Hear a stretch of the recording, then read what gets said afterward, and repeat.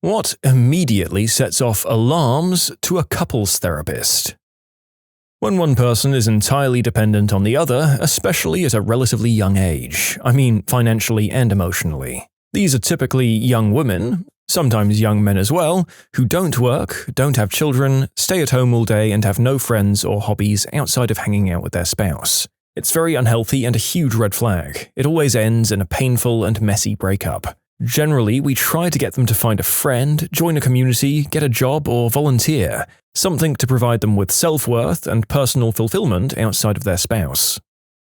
One partner says they're seeking your services to help them determine if they want to stay together, and the other partner says they're seeking your services to make it so they stay together. Then it's about highlighting the points and allowing the person who's on the fence to decide what they want, since the other person already knows. I'm sorry to be reading about how many people experienced being the person who wanted to stay together when their partner was unsure. I hope that whatever happened, you found or are finding happiness again.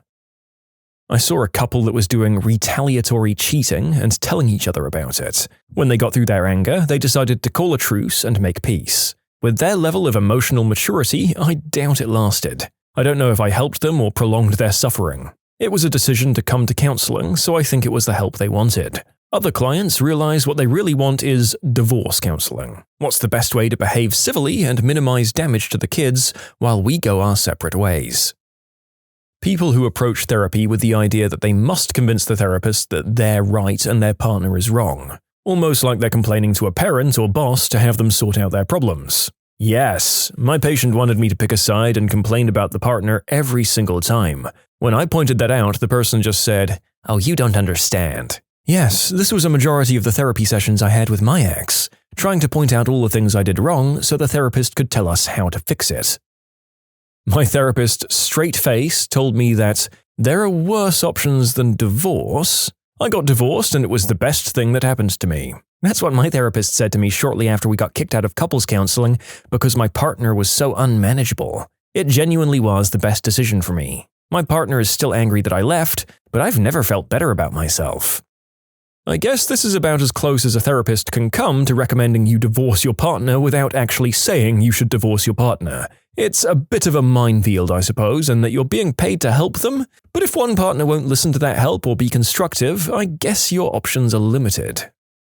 Child and family therapist here. Not exactly couples therapy, but there are key family dynamics that set off red flags for interpersonal relationships within a family, whether it's between parents, parents and kids, or simply kids. The most important piece comes from invalidation. This comes in many forms, from gaslighting to just simple denial of another's opinion. Most of the time, one or both parties are simply trying to be heard on an emotional level with an event or topic that was brought up, but the other party takes this as a personal attack on their ideals. We've all heard of or know of people who'll literally disagree with anything you say simply because you said it.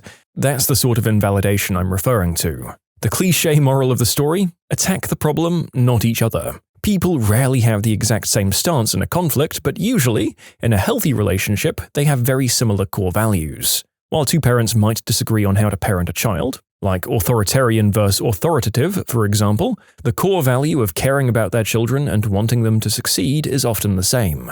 By determining they're within the same realm of issue, two parents with different ideals can see themselves as allies in a conflict rather than enemies. Two things that people believe are red flags of poor relationships are the amount of conflicts the couple has and yelling. Neither of these things is inherently a characteristic of a good or bad relationship, but may be perceived as more common in bad relationships. The reality of the situation is that healthy relationships actually have a comparable amount of conflicts, but more intensely focus on addressing the core issue rather than the beliefs and self-worth of the other. As for yelling, in this case it's an emotional response to not feeling heard, generally. While not the best response to distress, it also isn't an indicator of poor communication skills. What is an indicator of poor communication is yelling over the other person in an attempt to invalidate their point.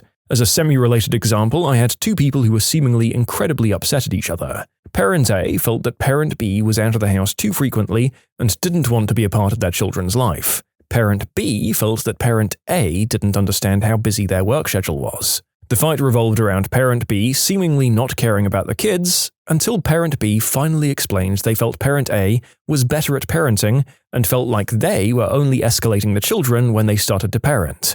Parent A's understanding of the argument quickly changed from, "You don't love our children," to, "You're scared to let our children down." As you can guess, the tone of the conversation changed dramatically, and there was no longer a sense that parents A and B were on opposing sides. The issue instead became helping build confidence in parent B's parenting abilities, which parent A was much more validating and supportive of. Not all cases are this clean-cut in their solutions by any means, but I figured I'd demonstrate the basic idea of finding core values and attacking an issue together.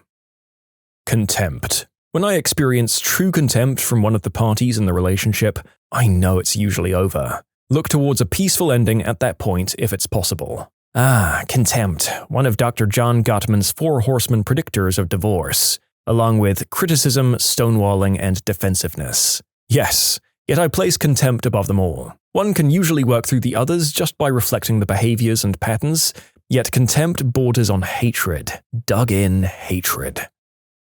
Relationship therapist here. One of the biggest red flags I see when working with new couples is when they've totally forgotten the good. Part of relationship therapy is reconnecting a couple with what they like about each other, what initially attracted them to each other, and what the positives are between them. When people come in and they've been so unhappy for so long, they usually can't remember what it was like to be in love, or even to like each other. They're just about hopeless. You don't have to be happy for therapy to work, but if you can't even reminisce about the good times, then the good times are probably over. I'm getting replies from some people this is clearly resonating with, so I'd like to recommend a book. If you find yourself in this situation, check out Hold Me Tight by Dr. Sue Johnson. She gives some explanations of how people get into this cycle, as well as some suggestions on how to try and navigate it.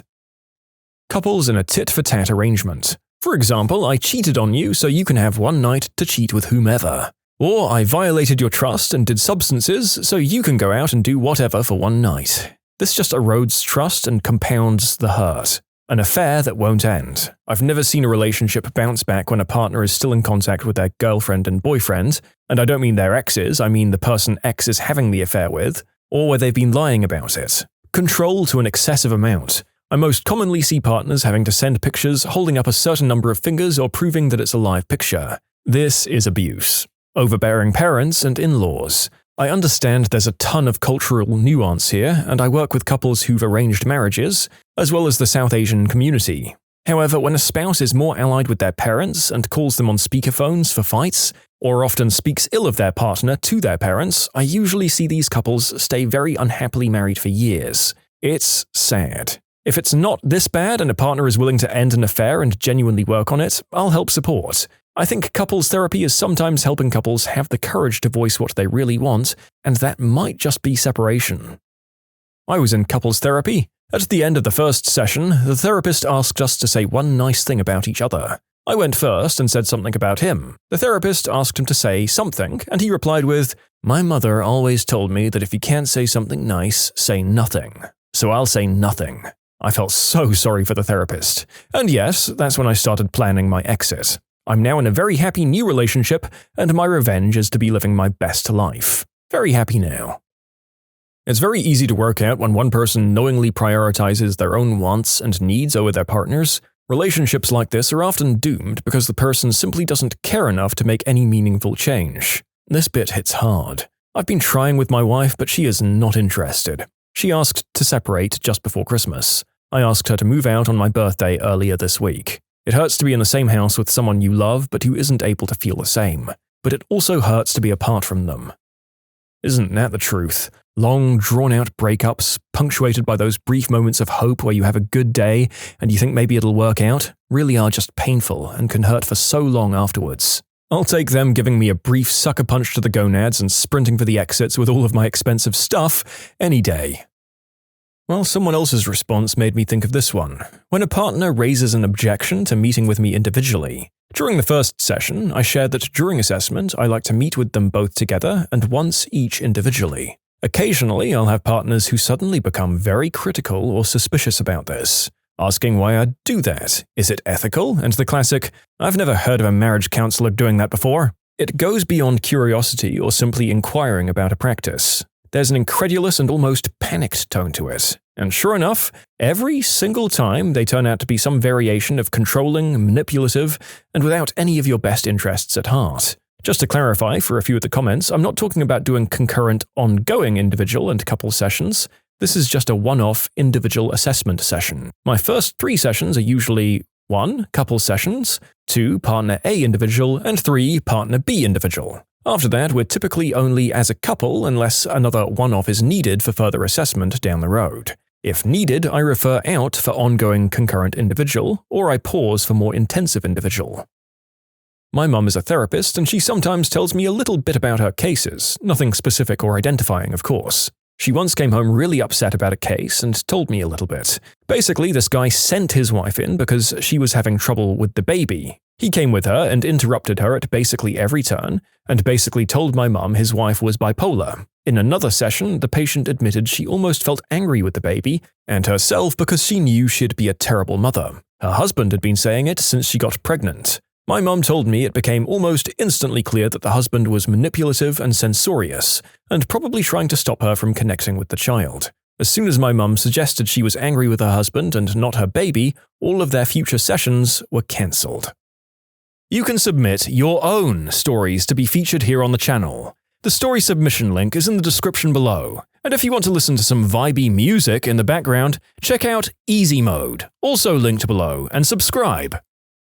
This wasn't my client, but I had to watch as my own roommate dealt with her fiancé. He was A. controlling her, physically, her activities and her financials, B. continuously dismissing her feelings and assessments and opinions. The fiancé would revert to baby talk, speaking to roommate like she was an uneducated child, in a daddy knows best kind of gaslighting garbage way. And C. trying to hide his narcissistic tendencies behind his good church boy exterior. This was all happening in my condo while she was waiting to move out and marry him. I usually tried to stay out of their issues, but one afternoon I softly encouraged her, saying I agreed with her about an argument I'd witnessed earlier in the day. She came back that night after the fiancé convinced her that I was jealous and trying to break them up so I could have him. She barely talked to me again until she moved out. Sadly, they did get married, have 2 kids, and she's completely isolated as a stay-at-home mum. I don't even want to imagine what it's like for her at home. High conflict relationships. If frequent and bitter conflict began a few months or less after the relationship began and continued, relation therapy is going to be a crap show. It won't be helpful. Either the conflict will continue indefinitely or it'll just come to an end. Not just my opinion, the research supports this. All of these responses have made me so much more grateful for my younger sister, who pestered me until I was in tears of anger to leave my ex. Within a week, I could see how much better my life was without him already. I'll never be able to tell her how much it means to me that she was ready for me to hate her as long as it meant I was away from him. I'll just say that if you find yourself screaming, "I'm not effing yelling at you," you might have a communication problem. I want to add a more thoughtful note, but I should also mention that I mainly work with individuals. Similar to what people have already said, the reddest of flags for me is when clients try to take sides.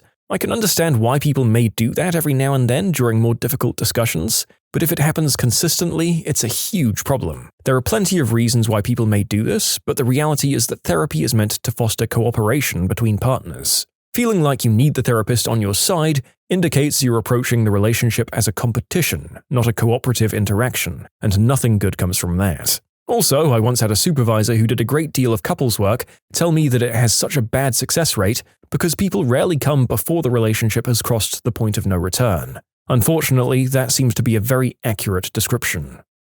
Whataboutism. Instead of taking ownership and responsibility for their contribution to the degradation of the relationship, one or both parties simply point out an example of the other exhibiting a similar behavior. It's a red flag because it illustrates their lack of self-awareness and poor communication skills. Communication is key when trying to mend a tattered relationship because without respectful communication, the conflict recovery process can never begin. In the conflict recovery model, both parties agree to the terms under which they'll communicate, like no yelling, no interrupting, and no "I told you so's." Each party gets a chance to share how the other's actions make them feel. Then they each propose their solutions and identify why they made assumptions or where they got triggered and why. Then they identify where they're willing to compromise. Next, we create an actionable plan with deadlines and we monitor the progress to see if the proposed solutions were effective. In my opinion, everything can go to crap, but once communication stagnates, you're in real trouble. So even if you're arguing that you're still doing okay, you just need to work on how you're communicating. I'm a marriage and family therapist, and for me, an unofficial litmus test is when I ask at some point in the first few sessions how the couple met. If there is absolutely no positive affect from either person, and no one even cracks a smile, or if they just give me a single-sentence answer, "We met at a party," that's usually a signal they've been unhappy for so long or the conflict is so overwhelming that they just can't access those good, warm, fuzzy feelings from the beginning. I partly wanted to do this job because I'm a romantic at heart and I love hearing real love stories. And for the most part, hearing about their first few months together is an actually fun and illuminating part of therapy. Only a few times have I seen the flat or no affect couples, and it breaks my heart every time. I remember learning in grad school that most couples who come into therapy have lived unhappily for an average of 7 years before trying to get help. They come for that first session, and if they aren't cured after that, most think that therapy doesn't work and they just don't come back. To anyone who may be considering individual or couples therapy as a result of this thread, go for it, and be prepared for it to take some time and energy for you and your therapist. I think this is an important point to make. I remember the therapist on Cinema Therapy saying that his favorite sort of clients are the ones who come in when the relationship is actually going great, and they want to make sure it stays that way, which seems like an easy paycheck to some, but it is a great way to identify any small upcoming speed bumps and to reaffirm what you love best about each other. Definitely something to think about. I'm not a couples therapist, but I recommended a couples therapist to a coworker for some premarital counseling. My partner and I had really enjoyed our premarital sessions from this super nice therapist, and when a girl from my work got engaged, she asked for his number. The day after their first session, I got a call from the girl saying, "I can't believe you sent me to this horrible, invasive, rude counselor." I was in a panic. "Oh no, what happened?" She explained, "We went in there and sat down and the first thing he asked was, 'So, why do you want to get married?' How rude is that? How dare he?" And that's when I realized that maybe their relationship wasn't going to pan out. They called off the wedding a few months later. As a clinical psychologist, I focused mainly on behavioral medicine and cognitive assessment, but I did my fair share of marriage and couples work. Refusal or inability to compromise is a ginormous red flag, one that I believe is empirically validated. Compromise is a significant predictor of satisfaction in relationships, and it plays an important role in the long-term success of marriages and relationships in general. I'm reading through these as a mental checklist to keep in check my own actions, not just my partner's. Thank you to everybody for sharing. My mum is a couples therapist, and she says that there are some people that she's told, "You're not going to work out" on the first couple of sessions. I was just talking about this case today. Years ago, when I was starting out, I had a female client come in and she reported anxiety, depression, and a few other things because her ex-husband was bothering her. I thought that was completely average and normal, so I asked about it. She recounted many times that her and her ex had clashed. I said, "You know, you don't have to interact with him and maybe just distancing yourself is the way to go." She told me they still lived together and she had no plans on moving. That red flag indicated I was dealing with two crazy people. My parents are this. Legally separated, but they live together. I'm the poster child for don't stay together for the kids. We're all adults now, but they still live together because separating assets is hard, and they're both so crazy that nobody else will keep them company. My grand aunt was a couples therapist for many, many years. Now she volunteers at her church counseling couples. She's my relationship sage. Number of red flags she's told me about. The first is spouses who don't sleep together without a justifiable reason. As in, not due to work conflicts or medical reasons, but because one spouse just doesn't feel like going to bed alongside the other. A lack of intimacy, both for bedroom stuff or just for the sake of nearness, will lead to the two drifting apart. Then there's when one spouse has a close relationship with a member of the opposite gender who doesn't like the other spouse. The old, he or she's just a friend. If it doesn't lead to cheating, it will still usually cause unneeded strain that will break apart the relationship. The third one, which initially surprised me, was, we're staying together for the kids. It leads to an unhealthy mindset where the couple sees the children as a burden and believe that by remaining in an unhealthy relationship, it will somehow make the kid turn out alright. Kids are smarter than you think, and if mum and dad don't love each other, they will pick up on it. If the kids are really the priority, either learn to fix the relationship or end it. And fourth, in premarital counseling, when the couple states that they're saving themselves for their wedding night, and then one or both confide privately that they're not a virgin and the other has no idea. In broader terms, when a couple isn't honest with each other about their relationship history. So many reasons why that's unhealthy. I can't even begin to list them all, but the biggest is that honesty is the most solid foundation on which to build a relationship. If you're afraid of what your partner will think, ask yourself if you want to deal with it now or later. Deal with it now. The biggest problems she's dealt with are when it's clearly the fault of one member of the relationship and the other desperately wants to fix the issue. Like in the first instance, she told me of a couple where she understood that the wife wanted out of the relationship, but didn't want to directly confront her husband about it, while the husband thought the issue was just a minor problem. Turns out the wife had to actually cheat in order for the husband to realize how serious things were, which led to him ending up on antidepressants and contemplating just not being alive anymore. From what she told me, that one ended in acrimonious divorce, but she never told me what became of either party. Something she emphasizes is that people are often blind to the red flags that a therapist can spot right away. Such is the nature of being a trained professional. It's why she recommends people see a counselor even if they don't think their issues are that deep. It's not shameful to ask for help, she always says. Reading all of this just makes me realize how lucky I was to muster up the power to break up with my ex. I knew she was horrible and toxic towards the end of things, but holy crap, it's worse than I thought.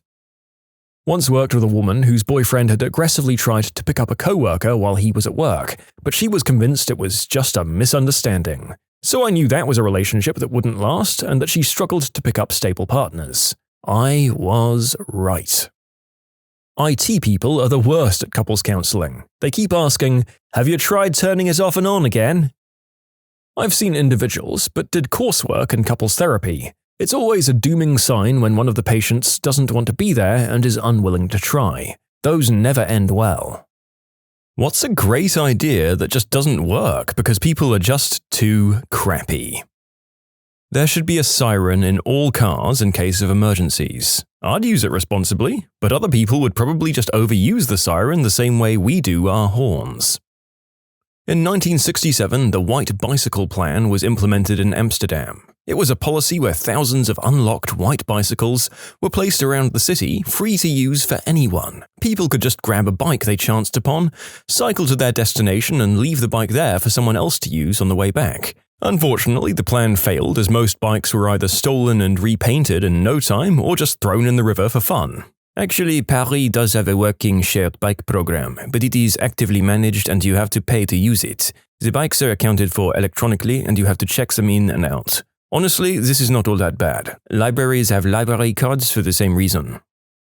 Giving stuff away for free on local Facebook group pages, thinking that you can do a nice thing giving away a baby cot or clothes, only to later see the guy you gave it to sell it for cash. I'm still jaded about that. A couple of months ago, some lady on Facebook was asking if anyone had a free fridge since hers broke. A couple offered her a free fridge and honestly, the fridge looked really decent, and she refused because it didn't have an ice maker. The guy even offered to cap the line. Nope, she still refused. Haha, faith lockers. Schools where there are no locks on lockers because we trust each other. This is the most naive idea I've read. Heck, my school's lockers have locks and people's stuff still gets stolen. It's probably worth adding that my friend left his book bag with his laptop in it in the cafeteria and then someone stole it. A few days later, the bag was in his locker but without the laptop. So basically, someone stole his whole bag, only wanted the laptop, then broke into his locker to give him the rest of the bag back. Good people. Trying to give out a needed good of any kind for free. The question isn't if someone takes advantage of it, but when. My aunt put out a nice dresser. Some jerk kids came and just smashed it on the lawn. From then on, my theory was just to put a $5 sign on it to make people want to steal it. Jeff Foxworthy makes a joke about how he put a couch on the curb with a sign that said free, and it sat there for 2 weeks. So he changed the sign to say $200, and it was stolen within 20 minutes. A local bakery used to give out unsold bread at the end of the night. They had to stop when someone tried suing them by saying the bread got them sick. And the bakery I worked at used to give unsold bread to the food bank, but they quit because they found out the food bank staff started selling the bread in secret.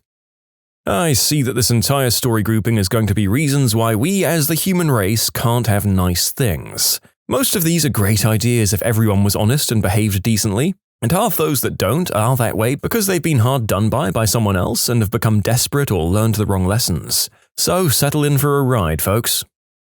Baggage carousels. Stand the frick back, people. We can all reach our bags when they come round. When you crowd into the carousel as close as you can get, you block everyone whose bag happens to come out before yours. Group projects. In theory, a few people of differing opinions discuss a topic, offer different viewpoints, and give an all-encompassing presentation. But the reality, one or two people actually do the work, one person makes excuses to miss all of the work time, another person tries to hastily add something before the project is turned in so that they can say they did something, and the last person only shows up on the day of the presentation and asks which part they need to talk about. Pay it forward.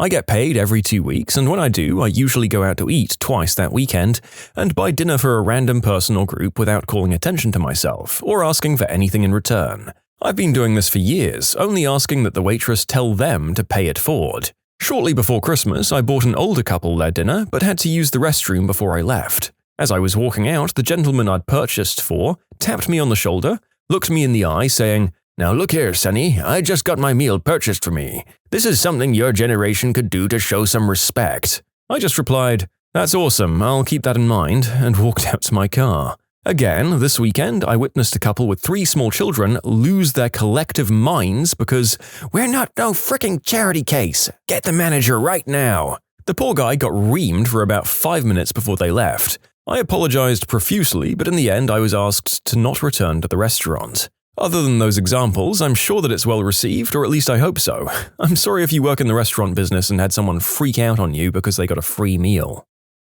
I just wish I could leave my bike unlocked, even for a minute. Online chat rooms such as Omegle, Chat Roulette, those kinds of things. It's a nice idea to help lonely people cope from the convenience of their home, but people are far too creepy and they troll too much. Enough so to scare a lot of people away. So many sausages. Cleanliness and public toilets. Helping random homeless. There's so much panhandling professionally that I don't trust to give $1 to a guy with a sign. They choose the same street corners all of the time. The panhandling has gotten so bad in my town that the local government put up a billboard basically saying not to give your money to the panhandlers, but to give your money to the local organizations that aid in helping the homeless, like our soup kitchens and homeless shelters. Yeah, that happened in my city too, but in my case it was crappy, because the biggest and most well-known shelter and resource for homeless people, pretty much the single go-to place in the city, is a frickin' racket that steals income and social security payments from the people who stay there. Of course, I myself was homeless at the time where all of this was true, which is the reason I know these things. It made me just want to slap whoever was putting those signs up. Leave a penny, take a penny. There always has to be some butthole who just takes everything. Leaving a bowl of candy in front of your house on Halloween with a sign saying, "Take one." In high school, we had a speaker on one day who told a story. He said he'd put a fake scarecrow on his porch for the weeks leading up to Halloween. Then on Halloween, he'd dress up in the outfit and sit on the porch holding the bowl with a sign, "Please take one." Anyone who took more than one would get an awful scare when he jumped up and chased them. Communism. Keeping public restrooms clean. Seriously, if you pee on the seat, clean it up. If you're a dude, lift the fricking seat. Shake the water off your hands while you're at the sink to keep the counter clean. If you drop some paper on the floor, pick it up. All these people think that bathrooms are disgusting are the ones who make it disgusting. Hitchhiking. It was cool in the 60s and 70s, then people started getting murdered and it became not cool. Probably more like then the news started reporting the murders. The 10 items or less express line. Still remember the Safeway 10 items express lane policy in my college days. I know I had 9 items.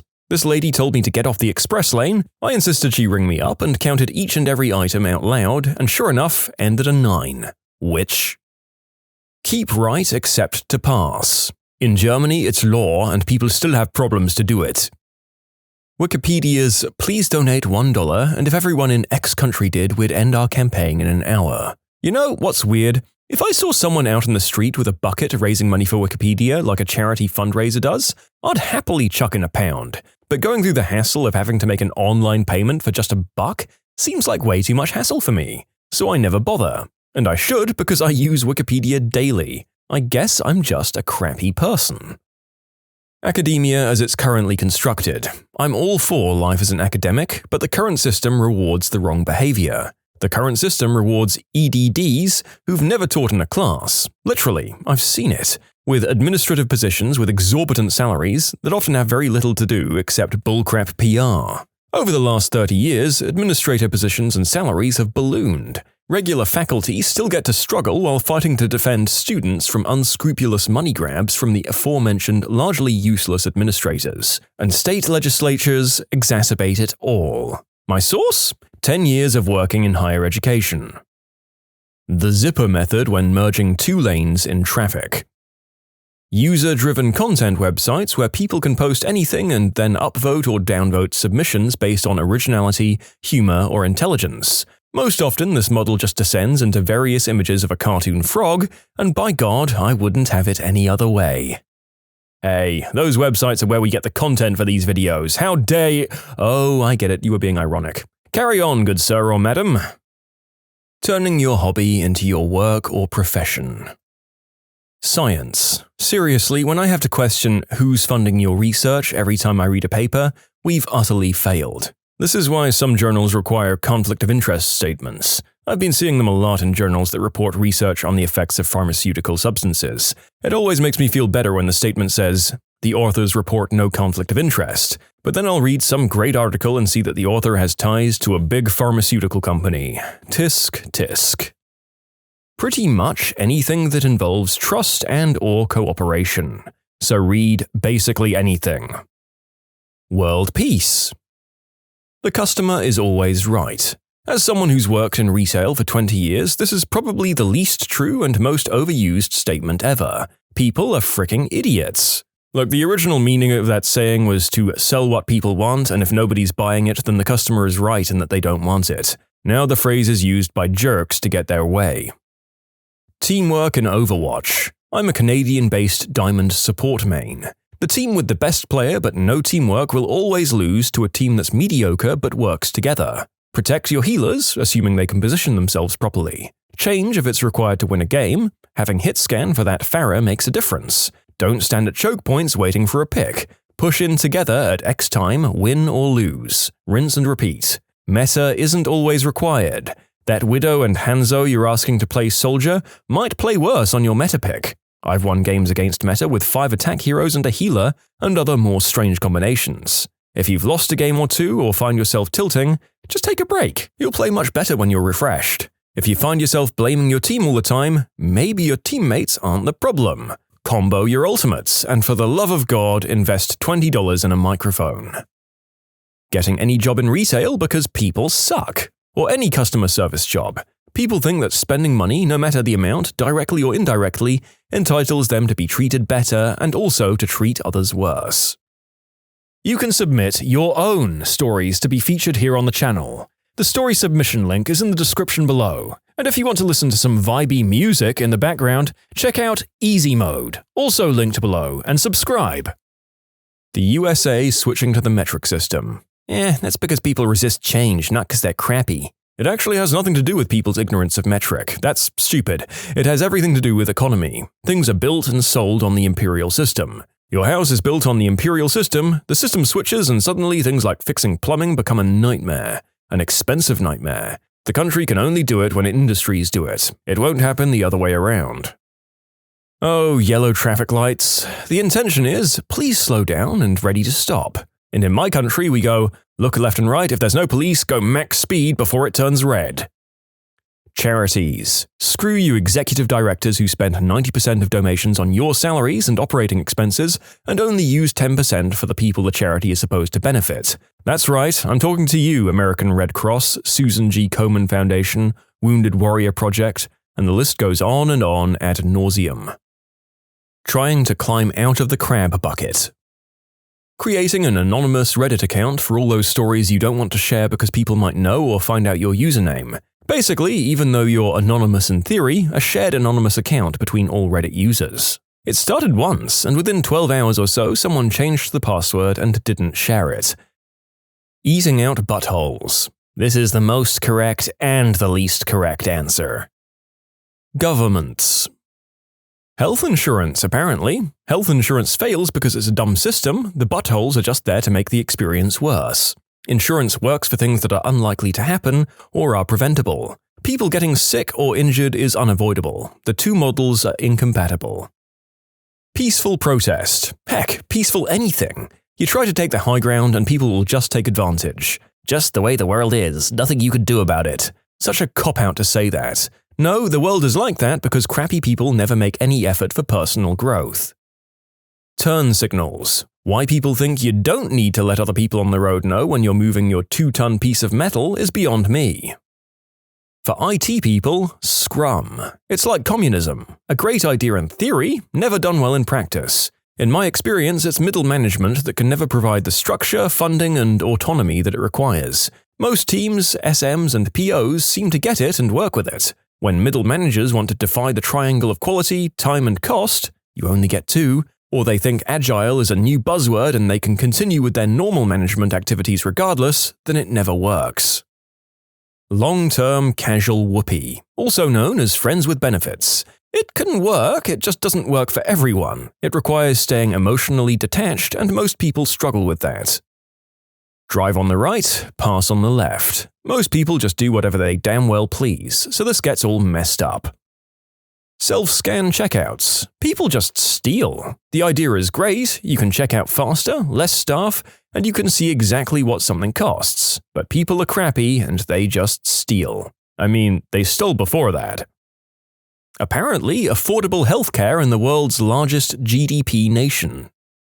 Facebook. It's a great idea, turned crappy by people thinking that I care about anything more than what is going on in life, not what you believe in. Recycling and actually putting trash in trash cans. Just frickin' do it. Oh, Nintendo. Anything Nintendo. Share your game with friends over link, cable, Wi-Fi, Wii. Just play together, damn it. Nope.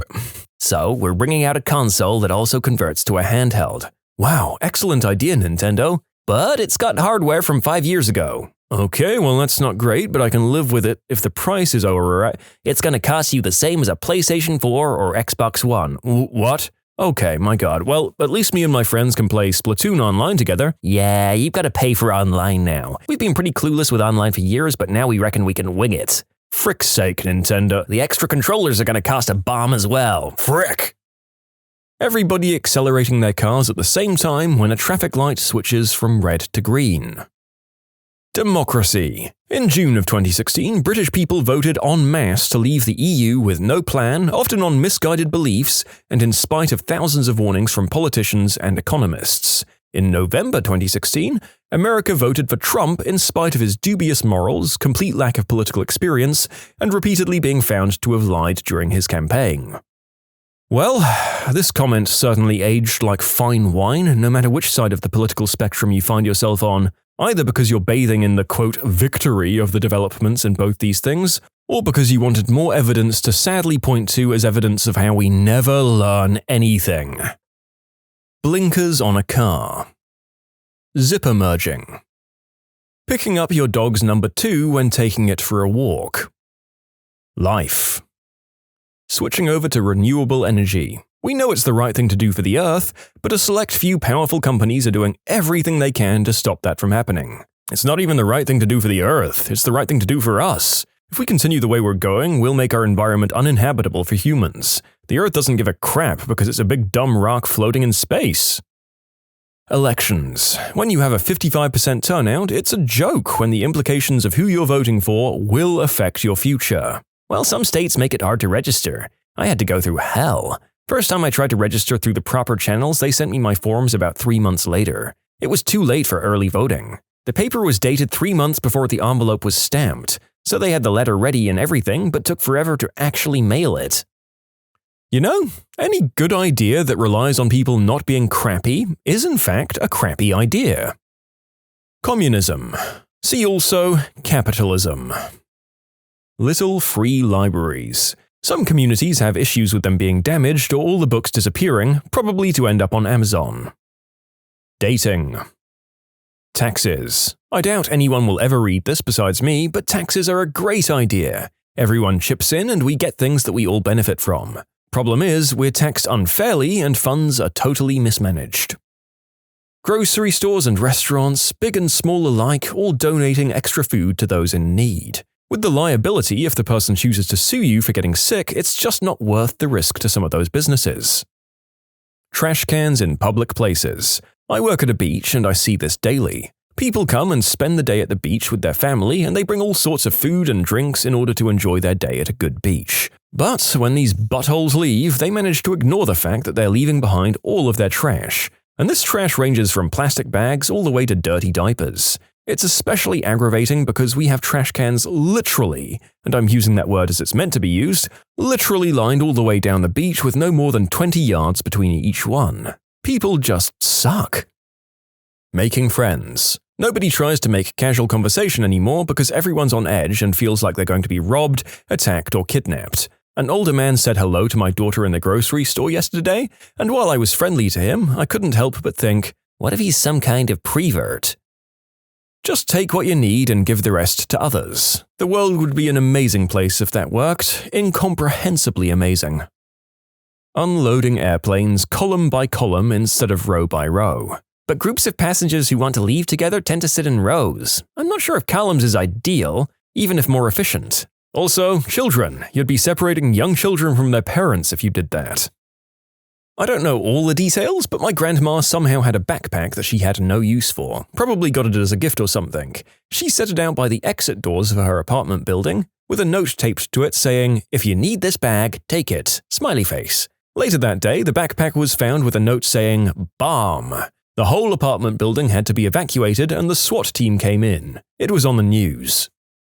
Firearm control. People are crappy, whatever weapons they happen to grab. It's best for the non-crappy people to be able to match them strength for strength. Listen, I think you mean weapon control, because crappy people that don't understand the need for common sense regulations overreact about having their weapons taken away. This is why other countries make sure it's awfully hard for you to get a weapon illegally. In the US, it's not really possible right now because of the sheer number of weapons floating around. First, you need to get rid of those, and only then start thinking of any real control or restrictions. Until that's done, it's rather pointless to make more restrictions. Public transportation, in a way. At the moment, I'm traveling to one of the metros of Budapest, sitting on a bench-like seating, at the end of the bench. It's supposed to fit 6 people. I'm sitting here and 2 morons are sitting next to me with their legs spread out so that nobody can sit next to them or go past without falling over. Also, if our government spent money on repairing the most used metro line instead of building new sports stadiums, then maybe it wouldn't catch fire every 2 weeks. I'd love that. Lending friends or family money. Instead of feeling gratitude, they'll secretly harbor resentment towards you for feeding their own shame. There's also a universal phenomenon that when you loan someone money, you instantly start to notice things that they spend money on every week. None of those old spending habits and luxuries may be either permanently or even temporarily changed by the simple fact that the person owes you money. Worst of all, if you don't ever get paid back, you realize that a long list of other family members and friends probably never got paid back either. The only good part is when someone fully exposes himself as a deadbeat, then he probably won't approach you anymore. Giving iPads to grade school kids to close the digital gap. They'll be hacked and filled with naughty movies, spyware, and games within a week. Charity instead of taxes to help people who need support. You can believe that it would work, but it doesn't. Group projects. In reality, one person does all the work, another one never shows up until the end, the third shows up but doesn't work and distracts everyone else. Early access on Steam. Traffic at red lights picks up much faster if everyone watches for the traffic light to change. Instead, most people watch the brake lights of the person in front of them. I wouldn't call people crappy for following the latter system, but they're definitely hindering traffic. Likewise, braking on the highway sets off a chain reaction most people don't usually consider. Reducing braking where it isn't needed reduces traffic on busy highways. In short, autonomous vehicles are going to save us a lot of time one day. What was the cringe thing that went down at your high school reunion? 5-year reunion. One guy, always kind of a marginal figure in high school but a nice person, after some sort of discussion, pulled his paycheck out and got loud saying, "Now do you think I'm a loser? Don't believe how much I make? Check this out." Of course, he just made things worse and everyone was laughing at him. I mean, he had his paycheck on him? I haven't seen him since, by the way. At my 10-year reunion, the organizers were doing the thing where they give awards for the person who came the furthest to attend, the person with the most kids, stuff like that. The award came up for who had the oldest kid and people started shouting their kids' ages. When it quietened down, this shy girl near the front said in a normal voice, 11. And then we all realized why we'd stopped seeing Heather right before graduation. Someone who was considered a popular kid at my high school tried to organize our 10-year high school reunion on a cruise ship. Obviously, nobody wanted to shell out that kind of money, so the reunion never happened. When I was in 7th grade, this rich, snobby bully, John, grabbed off my head a wool scarf that my mother had knitted for me. He threw the scarf into a pile of muddy leaves and jumped up and down on it. When I went home that day, my mother was furious when she saw the torn, muddy scarf. She made me tell her who did it, then she called the school principal and yelled at him. The next day, John got pulled into the principal's office and paddled. That's when they still paddled kids. That's a paddling. 55 years later, at our 50th class reunion, John came up to me and angrily said, "You got me in trouble in the 7th grade." I got him in trouble? And he's still mad about it 55 years later? I said, "John, you were a jerk in high school and you're still a jerk," and I walked away. Not mine, but my mother went back to her 40-year reunion last summer. In December, she left my father, after 36 years of marriage, for her high school sweetheart, and she's now living with him. During our reunion, a social group of cool people that I had cordial relations with during high school but was never part of all met up and were pretty happy about it. Until it somehow came out over alcohol that all of them had basically been doing the deed together as a group during high school. Except for one of them. It always seemed like the core member of the group from the outside, not unattractive or anything, but for some reason he'd just never clued into the fact that all of his friends were just rolling in the hay with each other en masse for basically as long as they knew each other. There was some very eye-opening loud screaming. Is it bad that I'm just sort of assuming that these were the theatre kids? Is that me putting people in boxes? Sorry. Sincerely, the other former theatre kid who was also the only one that nobody was doing the deed with. Small college reunion with my core group of friends from university. This was about 5 years after graduation. We all partied pretty hard in school, but mellowed out in our late 20s. We decided to all meet up for dinner at a local bar and restaurant. Think Applebee's, but nicer. One guy showed up already wasted with a duffel bag full of multiple packets of green herb and the bottle he started on before meeting us. He decided we were boring, finished his bottle in the restroom and refused to come out. He ended up passing out in there. The bartender kicked him out, he was alone in an Uber, and we had no idea where he lived. None of us wanted to take him to our places, he was angry, blowing chunks and belligerent, so we dropped him off at his last known address. It was his parents' house. Both of them answered the door and we handed him over. It was past midnight and incredibly awkward. He's not invited to the next reunion. It's been a decade since I finished school. I see an old classmate sometimes when he does maintenance work in my apartment block. About a year ago, he asked me if I was going to the reunion organized by some of our classmates. I said no, because I couldn't think of anything worse, and also I hadn't been invited. Apparently they organized it over Facebook, which I don't have. When I next saw him 6 months later, I asked how the reunion was, and he exasperatedly explained that it had been a real crap show. The mean girls had started planning it together, fell out, and then started planning their own. So there were about 4 crappy, tiny, awkward parties, and everyone was confused. This sounds like it should have been a TLC show where the judges vote on whose party was the best. The winner gets to go home with the former star quarterback who picks them up on his old motorcycle. My 50th reunion is scheduled for October. All of this is inspiring me to go just to see what happens. I hope I can get across the country by then. So far, it was the only thing that happened at my high school reunion. It was the 10th reunion, graduating class of more than 850. A well-funded high school. Every class has a trust fund to fund reunions. A good friend of mine was our treasurer and organized it via Facebook. We started big.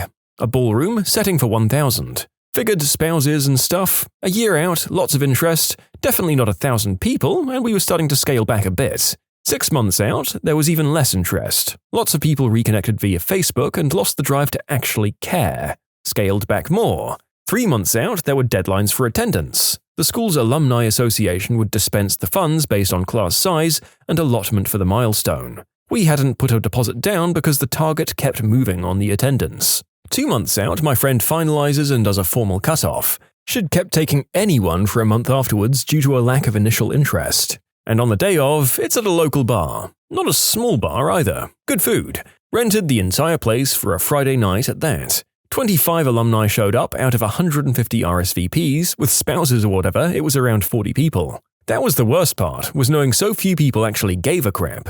But the best part was the treasurer's smirk the entire night. The school had allotted $50 per person for this, so $50 per person plus guests, $15,000, with instructions to pay everything fully. So we ate and drank our butts off to the point of almost being Roman, and the bill was $7,500 between food and rental. So she paid the bill and then handed everyone $100 from the envelope, and then handed the rest of the envelope to the manager and was like, "Here's a tip."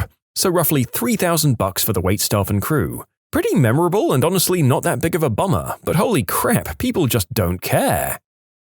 At my 10-year high school reunion, we had a decent turnout, maybe 100 or more people. We were at a pretty nice hotel banquet hall. There was this one guy I'd known all through high school, and he was a well-known green herb user. I'll call him Chris for this story. I saw Chris walk into the banquet hall, stop in his tracks, turn around in a very slow 360-degree circle, surveying the entire room. He just says, "Whoa," and looks visibly alarmed. He stops and his eyes settle on me. I say, "Hey Chris, long time no see, man." And he kinda slides over to me and whispers in my ear, "This is really weird. I'm pretty sure I know every single person in this room."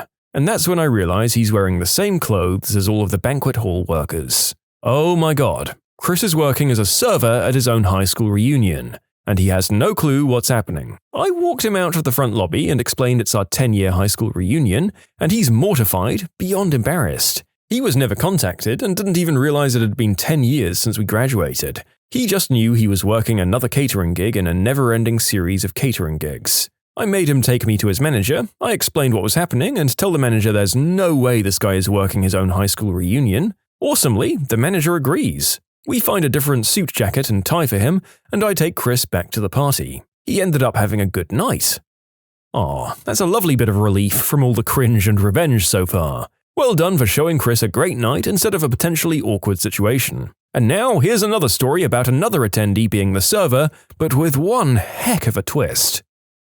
The people who were supposed to plan our high school reunion dropped the ball, so I figured it just wouldn't happen. But then this other guy from our high school stepped up to plan it. He was in a graduate program and also working part-time at a banquet hall, and he said that his boss would give us the banquet hall for free. It was a really nice gesture and he seemed really into it. He'd been miserable in high school, grumpy, sullen, unpleasant, and mean to other people. He came out in college, so maybe the weight of having to keep it a secret was part of why he was so unpleasant back then. Maybe he'd be more fun now. I was working a crap job and had no savings at the time, so I was neither interested in having my former classmates pity me, nor was I gunning to shell out a lot of money to attend. Plus my crappy ex might be there, and that didn't feel worth it. The organizer made a Facebook event and asked people to Venmo him the cost of admission prior to attending. He wanted something like $15 to $20 a head, I can't remember. Anyway, it didn't really feel worth paying for. Maybe if there'd be some drinks included or something, I would have gone for an hour. I sent him a private message asking what the admission ticket covered. Food? Drinks? The space was free after all. He posted publicly on the Facebook page that if the cost of admission was too steep, message me and we can work out some financial aid. What? I then publicly posted asking what the admission cost covered. No response. Other people asked too. He said it would go towards having a bartender and server dedicated to the event space as well as towards food. Okay, fair. Folks, he was the server. My friend showed up having not yet paid him and he barred her entry. The people who paid the admission cost showed up to an empty banquet hall, were given a menu by their former classmate and told to order their own food and drink from him. He pocketed the admission ticket money as his fee. After an hour, he bought out one grocery store sheet cake for 75 people to share, and that was it. Not so much at, but before. 10-year reunion for my big school of about 500 graduates per year. The plan was for the reunion to take place over Thanksgiving weekend. To help pay for the expense, raffle tickets were sent out to the entire class to sell. The reunion didn't happen. It wasn't really bad, just odd. A guy came with a full Kiss-style makeup on, white face, black shapes around his eyes, and black lips. We were too awkward and polite to mention it, so everyone just chatted with him as though it was completely normal to turn up like that. Is it possible that he just did that as a private joke, the idea to remain straight-faced and watch people squirm, or was he actually a really big Kiss fan? I mean, I'd hope so, because that's frickin' funny. You can submit your own stories to be featured here on the channel. The story submission link is in the description below. And if you want to listen to some vibey music in the background, check out easymode, also linked below, and subscribe.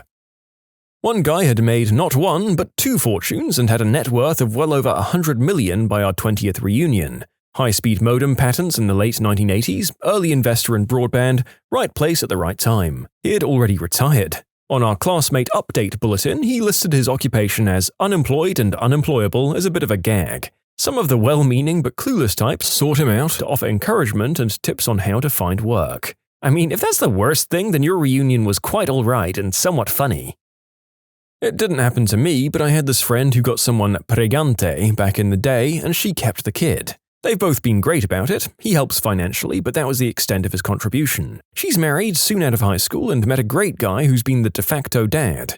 Either way, it's a bring your kids if you have them event, and someone let slip that my friend is the kid's real dad. And the kid heard it, and it was a frickin' crap show.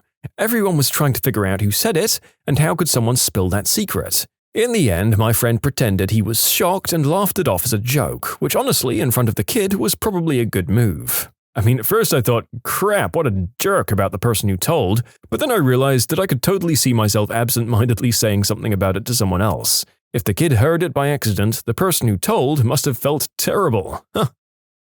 We had a teacher in high school that told us, by the time you reach your 10-year reunion, at least one of your classmates will have died, during a discussion about mortality. Our 10-year reunion arrived and nobody from our class had in fact died. Saturday night of the reunion, we were partying and having a good old time. One of the organizers gets up to the microphone and was making some announcements. She gets a blank look on her face and drops to the floor. Brain aneurysm. She was dead before she hit the ground.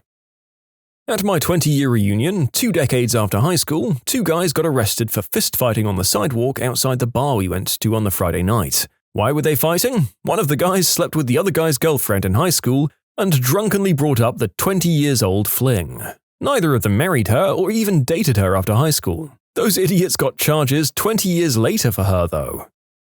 I didn't go to my 10-year, but my entire friend group did, and they all called me asking me where I was. While on the phone with one of them, he goes, "Oh crap, Brittany's here." Brittany was a train wreck in high school and apparently hadn't changed in 10 years. She proceeded to get trashed, get in a fight with a waitress, and did crystal in the bathroom. The police picked her up that night after she was found passed out in a McDonald's bathroom. My therapist encouraged me to go to my 10-year, which in retrospect was probably a play for job security. That's really funny actually. To be honest, I get both why it could be a terrible or great idea depending on the others who attend. I guess it's a win-win shot in the dark for your therapist. Either you'd make some ground and regain some confidence, or come back with a need for 1 million more paid sessions if it was anything like the other ones we've read about so far. My 10-year reunion slowly collapsed and died pathetically before it happened. Turns out our class president, traditionally in charge of organizing, took a hard turn into a footloose character after high school. Highlights of her event planning include no alcohol allowed, not even BYOB. A few classmates in a reasonably successful band offered to play for free, but she was adamant there would be no music or dancing. +1s were to be spouses only. 2 guys happily told her they'd bring their husbands, and she kicked them both off the Facebook page. The venue was the high school's soccer field in Iowa in August.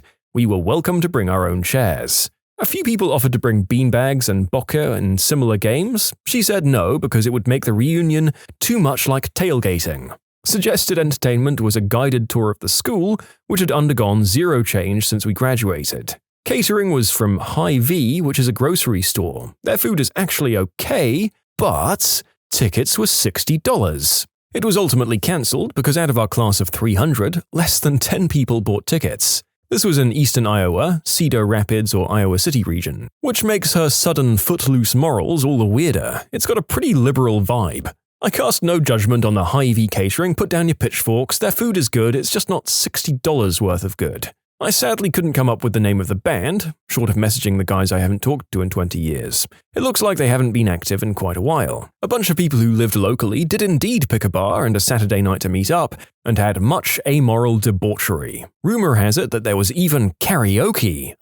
It makes a good story, but I'm ultimately sad for our event planner.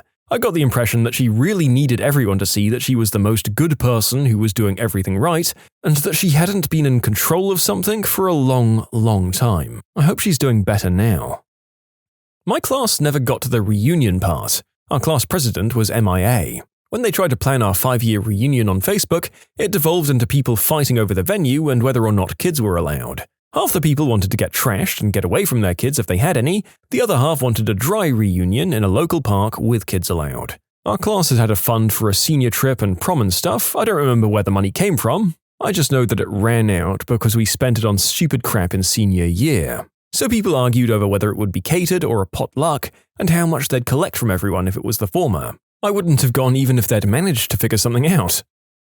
We'd been there less than an hour, having a great time reconnecting. Suddenly, an old friend approached and said, "Is that your wife over there? She's pretty hammered." And as we watched, she tripped and fell face first, full body crash on top of a 12-top table where many of my old classmates were sitting. The table broke, food and drinks flew everywhere. I walked over, scooped her up, and half carried and half walked her out the door. She took a Xanax before going, unbeknownst to me, and was an alcoholic who started slamming drinks as soon as she got there. So, yeah, good times. I graduated in 2008. There hasn't been a single word about any reunion. The class officers did a 5-year reunion on Thanksgiving weekend at a local bar. They only invited who they liked, 30 or 40 people. One of the people who they didn't invite had become a police officer who talked his supervisor into running a DUI checkpoint. Almost half the people who went ended up going to jail that night. 2 of the organizers ended up with substance charges as well as DWIs. The 10-year started off better, but still ended up being a bit of a cluster screw. They decided to go with a picnic, the same place that we had our senior picnic. One of the class officers had started a catering company and gave themselves the job. About a third of the people ended up with food poisoning. Thankfully, COVID caused our 20-year to be cancelled. Someone I knew from school tried to arrange an unofficial reunion as the school wasn't going to do one. He was socially inept, so he'd say and do odd things which people picked up on a lot. But his heart was always in the right place. He went to a lot of effort, but very few people responded at all. Those that did mostly made snide comments about the event behind their back, like dissing the location. Some of them made fun of him personally too, as he was doing some admittedly odd over-the-top organizing. Most of the people who didn't reply seemed to be the more decent people, and coincidentally the ones who had moved away or just moved on in their lives. Go figure. Those who were mocking him were mostly the ones who still spent every week at the same bars with their same school friends. Then, close to the event, he cancelled and blew up publicly, sending everyone a pretty justified message about how they can all go suck eggs, and he was just trying to do something nice and wanted to catch up with people. That was received with more snide remarks as well. They all actually went out the same night for drinks, but didn't invite the organizer. Jerks. He died unexpectedly from a heart attack just a few months later. Goodness, that's really sad and a reminder that some people really don't mature despite growing up and getting jobs. In this case, I'm talking about the jerks who did nothing but show negativity and mock the one guy trying to make something happen. Still sound like high school bullies to me. At the after party, the one guy getting drunk enough to think it was a great time and place to discuss race relations with one of our black classmates. Well, not so much discuss as randomly impose the topic. The cringe nearly killed us all. I didn't attend as I'd moved far from my school, but in the process I was emailing the organizer and wanted to get in touch with an old friend. I figured she could pass my message on. She had the misfortune of having to tell me that he passed away at 30 from diabetes complications. Rough day, and I didn't even attend. Went to my partner's 5-year at the local Elks Lodge. He grew up in a really rich town, so it was actually pretty extravagant. The best part was the open bar until 9 p.m. and then cash afterwards. We were literally having a great time until some scumbag snuck into the basement and stole a bunch of booze, literally multiple boxes. When the bartenders found out, they were furious and kicked us all out. It ruined what would have been an excellent night. I wasn't even invited to the high school reunion. The 10-year reunion invite came up and I thought, yeah, looks like it could be fun. I noticed the venue is a fancy restaurant. Disappointed, expecting some sort of party. Rooms very limited. For a class of over 100, you'd think that they'd have picked a venue with over 25 capacity. I start reaching out to all the friends I've kept in touch with. Not one of them is even remotely interested in going. My old high school best friend suggests we catch up at his and drink instead. Haven't seen him in years, so I bail on the reunion. Turns out almost no one went. One of the girls that organized the thing was begging my mate to go because she was so embarrassed at how few people had RSVP'd. She ended up bailing herself. Turns out for the 10 people that actually went, half of whom organized it, they had to be split up, since they booked a place that wasn't intended for large groups of people. Unironically, the same group that organized it took it upon themselves to organize our end of the school formal. They decided themselves that we didn't want to go with the original plan and completely replanned it without really consulting the general student body. So many people bailed on it that they had to start inviting ex-students. You know, the people who had dropped out, changed schools, been expelled. It takes some real stuff to get expelled from a Catholic school in Australia, let me tell you. They had to do this just to meet the minimum capacity the venue required to move forward with a date. Honestly, I know they meant well, but this group ruined the formal for a lot of people. I didn't know I expected anything good from their reunion. Apparently, the after-party was wild, though. Someone almost got thrown off the boat, literally into the water at 2 in the morning, and a guy we know copped another man's eggplant in the eye. He had been sleeping on the floor and someone was standing over him with his member out. Why was it hard? I don't know, and I don't want to know, really. Nobody came. I went to my 10-year. It was admittedly a really frickin' small town, so my class was only 27 people, but 4 people showed up and 1 was actually homeschooled. It kinda sucked. I was looking forward to seeing people and I traveled a long way, 3,000 miles. It kind of jaded me towards my classmates. I'm not angry or anything, just a realization that there wasn't really any connection that survived. What finally made you realize, yep, that person is definitely nuts? We were newly married and my husband worked at an office and had one fun guy that we liked to hang out with. Let's call him Steve. Well, Steve lived at home and asked if he could rent out our basement apartment. It seemed like a great idea to us because of the extra money and he was a fun guy. And it was all good for a week or so. Then my husband had to leave to a different city for training. So, Steve thought he had to be the man of the house. I was a busy trauma nurse on call a lot, and I was hardly home. But when I was, Steve would barbecue dinner and be really miffed if I didn't want it. That's just one example, but that kind of behavior escalated. My husband was only gone for 3 days, came back, and Steve's behavior kept escalating. One night I was going out for girls' night and my husband had a big black tie event with his company. Steve was not as high up in the company and was planning on staying home. This was back in the late 90s, so I'm not entirely sure how he found out where I was with my gang of girls at a downtown bar. About midnight all of a sudden, he shows up and tells me it's time to go, it's late. My table of work friends became totally silent and everyone was staring at me. Also, Steve was wearing all of my husband's clothes, from jacket to shirt pants, socks, and shoes. Fricking bizarre. I sent him away, but the girls' night was pretty awkward after that. He wasn't home when I got home, thank God. I told my husband everything when he finally got home and we went to bed. The next morning we heard thumps and a lot of loud voices. Came out of our bedroom and he was moving out and had a bunch of his high school friends there. They were moving him out but also taking all of our stuff. Laundry soap and food included. Steve saw we were up and marched over and gave us a lecture about how crappy we were and how we won't fare well without him, and then he finally left. I know he was let go at work later on and I actually feel a bit bad. He probably had some sort of mental illness, but still, very creepy experience. My ex calling the cops on me because she thought I was trying to, quote, poison her. I bought salted butter instead of unsalted. Was she a snail? They believed me right away. Thankfully, they had their heads on straight. That wasn't the first time she called the cops on me for something stupid, but luckily, I got my act together and it was the last.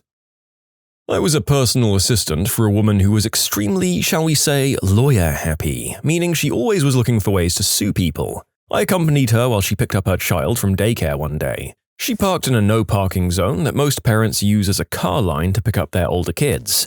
And a dad of another child came over and calmly asked her to please move her car so that the car line could keep moving. He was completely cool about it, but my boss ranted all the way home about how the man made her feel unsafe and threatened and that she'd be contacting her lawyer so she could sue him for emotional distress. No clue how she went about that since I quit shortly after. And yes, she threatened to sue me when I quit.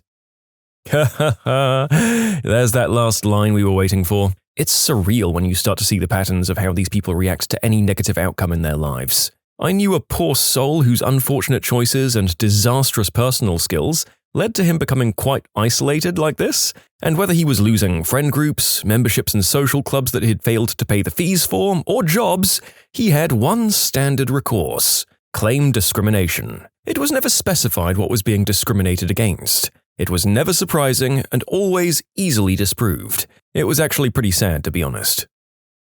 I had a coworker who regularly talked about how so many of her friends screwed her over in the past. At first, I believed her and felt bad until she told us what her latest ex-friend did, after basically calling him every name in the book, of course. She and her husband decided one day to replace their furniture. This was a spur-of-the-moment decision, and since they didn't have a truck to move their stuff, they texted their friend to see if said friend could help them, along with that friend's truck. The friend said no, they couldn't do that, they were busy that day. The crazy witch showed up at his house and flipped out when she saw that he was home relaxing, and that's how entitled she thought she was to his vehicle and his time. She screamed about every single thing that she had ever done for him, petty stuff like, "I bought you a soda when you forgot your wallet," stuff like that. The cops had to be called. From then on out, I was careful not to accept any favors from her because I was 98% sure the only reason she'd ever do such a nice thing is to throw it back in your face when you tell her no. Like, she used to give one of our co-workers a ride home, and I witnessed this co-worker on multiple occasions offer gas money to pay for her lunch and stuff as a thank you, and she always declined with, "I'm going that way anyway." Until one day that co-worker enraged her, so she ran around telling everyone that they were a mooch and never once paid for gas money. I don't know, maybe this is more manipulative than crazy, but she was always so miserable, so it's not like she was even getting what she wanted at the end of the day, so I consider it some kind of crazy. Months after going on a single date with a woman, she calls me on Christmas Eve while I'm at work to introduce me to her family over the phone as her boyfriend. The one date we had was a dinner at a restaurant. She didn't order anything, just kept eating my fries, then watching TV back at her place. Nothing physical happened, and the date ended with a handshake. When I responded that we weren't a couple, she even started freaking out and crying about how horrible I was for breaking up with her on Christmas Eve. My husband's cousin is the only female in the family that's around my age, so when we used to go to family functions, I tended to hang out with her. Our friendship blossomed, and she was who I considered to be my best friend. We both had 3 kids, and they all loved each other, so we just spent a lot of time together. My husband always told me she was crazy, that she'd turn on me, but I just thought they grew up together and had some kind of weird rivalry thing going on in the family. Her ex-husband hated her.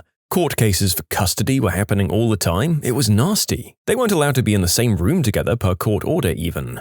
I only heard her side of the story, so I just kind of assumed it was him that was horrible. Fast forward a few years, she was remarried and had a new baby with her new husband. She's an interior decorator and had always been struggling financially, but somehow all of a sudden she was buying all the things. New iPods for all the kids, including mine, a gaming laptop for her oldest, furniture, electronics, she pays a year of rent so she won't have to think about it. She'd gotten a new big client who gave her an expense account to decorate his multi-million-dollar home. She spent about $200,000 of his money and was sued later. Well, I was over there because I was now a approved supervisor for the supervised visitation her ex-husband imposed through the court. She started screaming at her new husband for not loading the dishwasher correctly and pushed him fully with real force down the stairs. He somehow manages to be okay, but she doesn't stop, runs after him with clear plans to attack. The guy has to literally flee his own home. I packed up the 3 older kids and my kids and got out of there. I didn't report it because she guilted me into thinking that she had postpartum depression and would be fine. One Valentine's Day, she decides she wants to have a party for the kids. The time didn't work out for me, so I told her we couldn't attend. She lost her mind and called me every name she could think of. She took things I'd said to her in confidence and told our whole family. I got pages and pages of scathing emails. I was crushed. 5 years later, she remarried again and had 2 more babies with the new guy. She called the Department of Child and Families on her 15-year-old son, claiming he had attacked her 2-year-old daughter. She had 0 evidence, but decided she was acting weird and that this must have been what happened. After a heated altercation with the new guy, where police were called, she now has lost custody of all 6 kids and begs me to come to court to be a character witness. Oy. So I was heading out to get groceries with my roommates, and on our way out of the house, we found a homeless man digging through our trash. It was slightly surprising since it's not every day that you find a man looking for empties under your porch. We decided he was pretty harmless since all he was doing was looking around. Plus, he was actually going out of his way to clean up our admittedly disgusting parking lot of not just bottles and cans, he was sweeping the dirt, weeds, and our neighbors' trash that they left unprotected under their porch, which was now swarming with wasps and eaten by animals. We got him some empties from inside, gave him a cold drink, locked the door, and left to get groceries. When we got back, we found that he was still there after an hour and still cleaning our parking lot. We were amazed and grateful, so we struck up a conversation. He seemed like a normal guy. He used to be a business owner. He fixed roofs for a living. He made decent money before he was homeless. He used to be married and he has kids. Unfortunately, his life kind of spiraled after he got mixed up in crystal use. We sort of thought of him as a normal dude who got mixed up with the wrong substance and then got screwed over by the system. That is, until he mentioned that the construction on our main street was a plot by the city to find the Templars' treasure, that he himself was a Templar descendant, and when he claimed that I specifically was the unknowing descendant of Templars. We let him talk and tell us stories for 2 hours before he stopped. It was so wild. It's my favorite story to tell. He was great though. Even after he finished his medicated rambling, he proceeded to finish cleaning our parking lot, and he offered to do it again for cheap if we needed it. Frank, if you ever read this, we love you. I know that I talk way too much about Always Sunny in Philadelphia on this channel for the 5% of the people who've seen the show, but this character could literally just be Frank Reynolds from that same show. He even has the same name. Love it. When they bought a dead bird into a Subway sandwich place and tried to barter it for a sub. This was years ago, so to my best recollection, here's the long version. I was eating at my local Subway sandwiches. A woman comes to the counter, pulls a dead bird from her coat and asks what kind of sub she can get for the bird. Everyone turns and watches as the teenager behind the counter realizes what's going on. He starts yelling that she needs to leave because a dead bird is an obvious health code violation. She gets angry that he's not even willing to hear her out and storms off mumbling and swearing under her breath.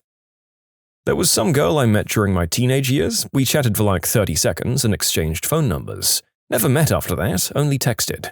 We did that back and forth for a few months and then I went to college. Then she finally drops "I love you" to me. Obviously, I feel weird about the whole situation because we've only exchanged like 20 to 30 texts, and all of it was small talk. I don't know how to respond to that. The next text a few hours later was, "Brett, I'm pregnant." Like, what? At this point, my red flag detector is going off, so I try to cut off the relationship by texting, "Okay," and then ghosting. A minute later, "I think it's yours. If you don't come back to take care of me, I'm going to Control-Alt-Delete myself." Well, I just deleted all our messages after that.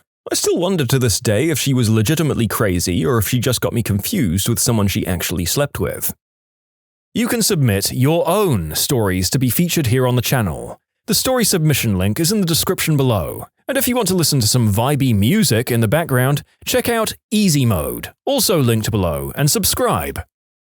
Okay, so I'm a nurse, so this is kind of a daily occurrence for me. Especially when you're working in the emergency department and dealing with people who've just walked through the door and you're trying to ascertain whether they're orientated or not. I had too many to list, but one was an elderly mother and her middle-aged son. They seemed completely normal. They often do at first. The mother was getting admitted and the son was getting ready to go home. He pulled me aside and told me his mother likes to spit in a jar on Friday evenings after she watches the news, and if it would be okay for her to do that while in the hospital. Kinda weird, but whatever, she's not hurting anyone. So I said I don't see why not. I'll get her a paper cup or something and she can spit in that tonight after the news. It was a Friday. "Oh no," he said, "into this jar." He then presented me with what looked like a gross old pickle jar, about a quarter full of spit. It was wrong on so many levels. Let's just say I got a real Norman Bates vibe from those two. Also, outside of work, I went to a house party one New Year's Eve when I was young. There was a chick there that I'd met before and she seemed really cool. They often do at first.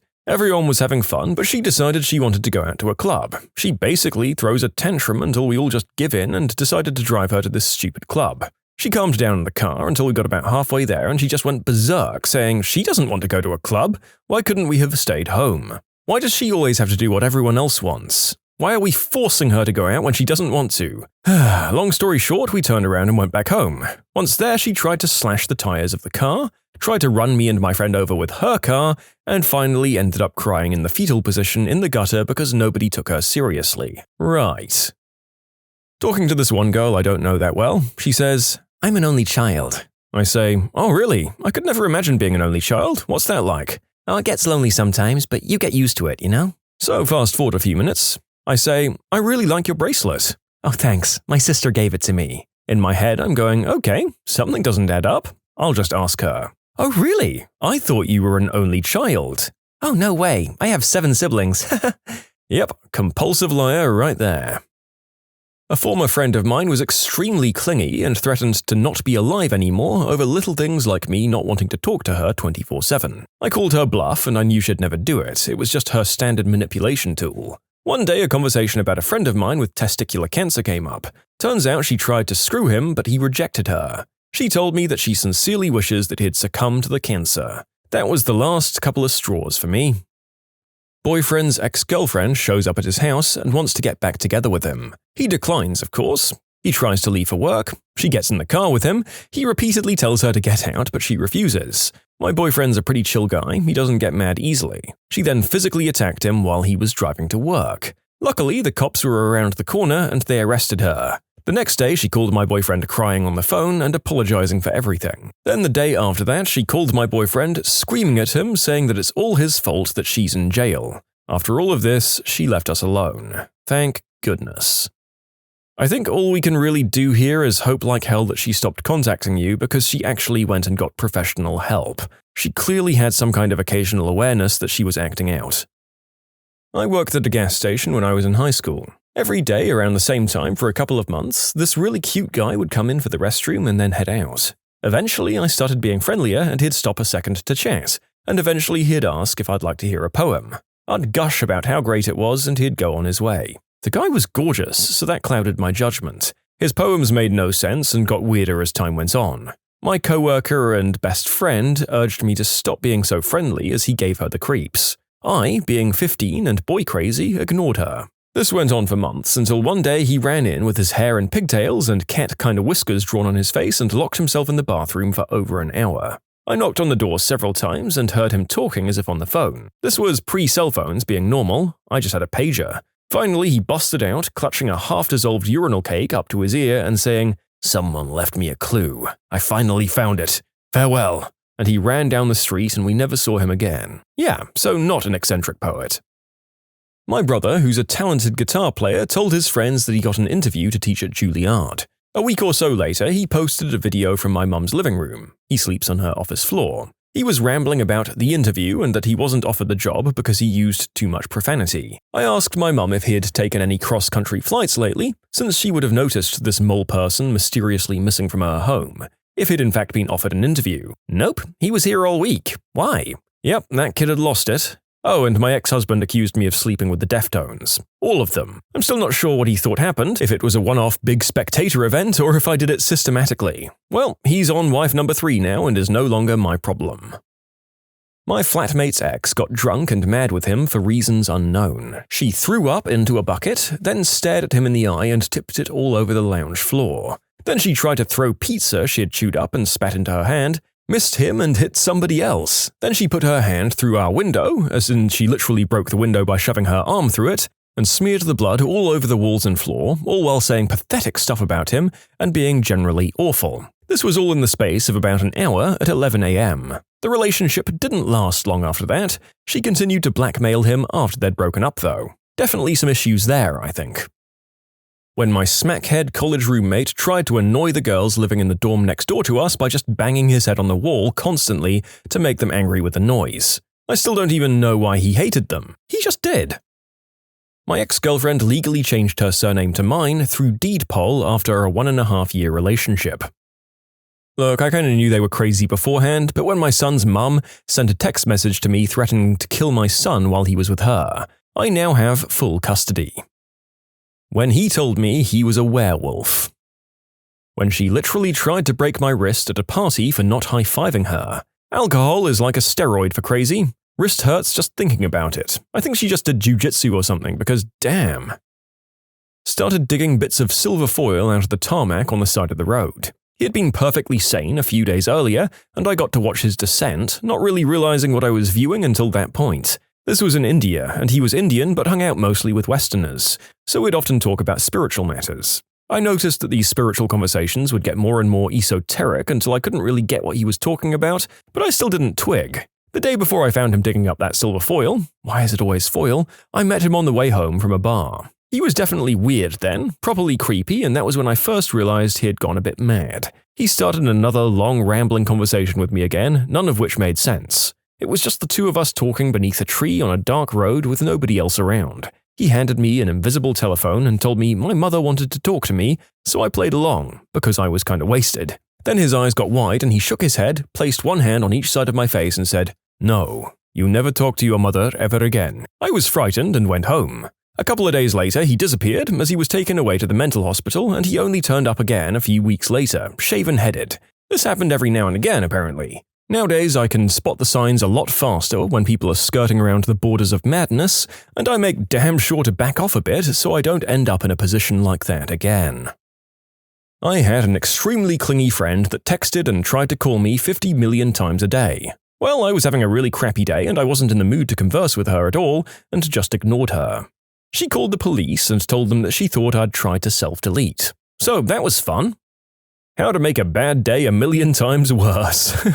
It's nice that she cared, not nice that that's how she went about it. There are quite a few more steps that should occur between someone not answering the phone and ringing the police with that theory. I was at a Halloween party several years ago with a secondary or tertiary friend group. You know, the kind. I was kind of friends with some of them, and I only barely knew others. But it was a costume party, and I didn't have anywhere else to be, so I went. There was a guy who was near to the center of the group that was always a bit screwy. Everyone called him Prison James because he'd been to prison. I'd run into him a few years before when I was in my teens, and he offered me $20 to show him my chest. He was at least 20 at the time. Real class act, James. Well, during the party, he pulled out a loaded frickin' piece and started waving it around, saying he could end it all right there or some stuff like that. 2 guys managed to get it off him. Now he was angry and running around the house yelling. A 3rd guy stepped in and decided to break down the weapon. So one guy has all the bullets and one guy gets the actual, thing. Someone else took the clip. Nobody else reacted. They were just like, welp, typical Prison James behavior right there. So that's the day I decided that entire circle was bat crap crazy. A co-worker of mine was in his basement apartment one night, and after coming out of the bathroom, one of his ex-girlfriends was standing in the hallway just staring at him. He immediately told her to get the frick out, as any person would. She followed it up by pulling out a steak knife from her back pocket and swinging it around, making some pretty crazy statements. He managed to get the knife off her, and then she pulled out another one. This girl had a pack of steak knives in her pocket. She then proceeded to shank herself in the neck. I think that's when he realized she was pretty off. She survived. They're dating now. Godspeed to that guy. That's when I realized my coworker was also crazy. When could you not stop laughing at the world's most inappropriate moment? My grandparents, both sets of them, insisted on burying my parents as Catholic for their funeral. Little did they know my parents hadn't been practicing the religion since they moved out of their parents' home. They hired a lady who was singing off-tune Catholic songs so loud into the microphone that it felt like a drunk karaoke concert. Everyone probably thought I was shaking from crying in the front row by myself, but I was literally laughing so hard that I had tears streaming down my face. I had to practically choke myself to keep the giggles from coming out. I could just imagine my parents sitting next to me going, "What the frick is this?" and laughing with me. It was a very inappropriate time to laugh, but that dang lady got the best of me. Back in 2004, I was at my cousin's funeral, and my aunt was in such a shocked state that she couldn't stop laughing. She was known to do this at funerals. Because laughing is contagious, I also started laughing a bit, and I had to go to the back of the church and to the bathroom to get it out of me. There's a scene in the movie The Pianist, which is about a pretty dark period and place in history. The scene is where a woman is shot in the street and her body folds in on itself as she falls to the ground. We watched that movie in sophomore year English class after reading the book Night by Elia Wiesel. It was completely silent in the classroom during virtually the entire film. But at that part in particular, some kid just kind of piped up from the back of the class in the silence with this sad, disappointed tone in his voice like he just found out the lunch lady was out of chicken nuggets. Oh, she folded. So many of us busted out laughing and it was completely inappropriate and I couldn't help it at all. The teacher was not pleased. I heard a kid break wind in church during a wedding. I had to remove myself because I couldn't get it under control. It was one of those loud, echo of the old wooden pews toots. The acoustics in that place were excellent.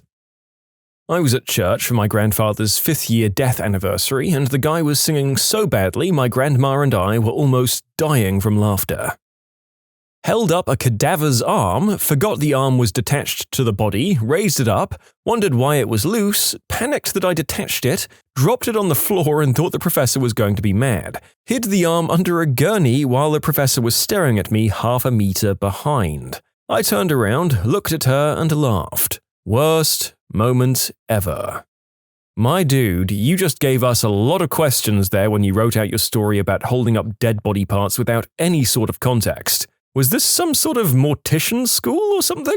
Imagine just saying this verbatim in a conversation with a similar lack of context. In fact, please do that, please. My father and mother went to a funeral of one of my mother's aunts that she wasn't close to. In fact, my father had never met her. As they stood at the open casket, my father said to my mother, "She just doesn't look like herself." Again, my father had never seen the aunt before. For whatever reason, this struck my mother as very funny and she started laughing. She held her hands to her face and ran from the casket. Her sisters saw this and thought she was distraught and followed her out to console her. That was where my mother had to explain that she was laughing and not crying and why it happened. She was so annoyed at my father, it was hilarious. I had this really nice but really awkward physics teacher in high school. He was a large man, but spoke with a lisp and a very soft voice. Imagine the guy from Office Space asking for his stapler, that's how he sounded. One day he was giving his lesson and mid-sentence he goes from his voice to what sounded like Satan himself. Okay, class, please take out your books. Excuse me, must have something in my throat. Then he continued like nothing had happened. I could not, for the life of me, stop frickin' laughing, and I was the only frickin' one. It was the most bizarre and frickin' hilarious thing I've ever seen. I had to walk out of the class to catch my composure. This was at least 15 years ago now, and I'll never forget it. At a funeral, the pastor kept referring to God as the Great Comforter, and all I could think of was a tacky bedspread glowing with holy light. Every time he said it, my giggles got worse to the point where I had to pretend I was crying really hard and left to hide in the bathroom. Visiting my grandmother's grave with my grandfather for the first time a few years ago, I expected tears and a solemn day. Instead, we passed a grave marked Wanda, and my grandfather said, "Well, I wonder what killed her." None of us could stop laughing. My grandmother would have loved it, to be fair. My friends from college and I are still super close even 15 years later. There's an inside joke involving giving people a specific fake name that we always laugh about when we get together. Last week, one of those friends tried not to be alive anymore. We'll call him John. John's brother, another of the close friends, called me and told me that John had tried to self-delete and that he was at the hospital. Then he tells me that when asked for identification at the scene of the attempt, John gave the paramedics the fake name from college. As sad as I was about what had happened, I burst out laughing so hard when he told me that. I couldn't help it. I'm laughing now even thinking about it. All of the other members of the group had the same reaction when John's brother called them. All of them. We've got a lake of fireside property in hell. Thank you. Last year's Thanksgiving, right before the meal, we all stood in a big circle and said a prayer and what we were thankful for. Well, my mum's uncle, I'll refer to him as Uncle, his name is Richard, so we called him Uncle Rick. You're going to have to imagine the R replaced with a D so we don't risk demonetization on the channel. When we all stood up, it was revealed that Uncle Rick had forgotten to zip up his jeans after going to the bathroom. My dad and I were directly across from Uncle Rick, and we were barely keeping from bursting out laughing.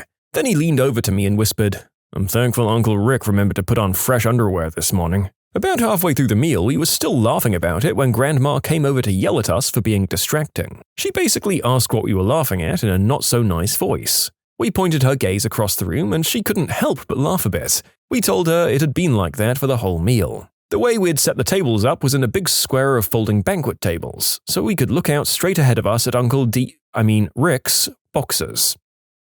At my father's funeral, my daughter was 3 months old and had a lot of belly pain.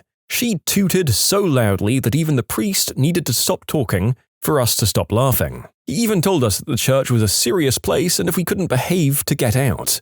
I told him the deceased was my father and I couldn't control my daughter's toots.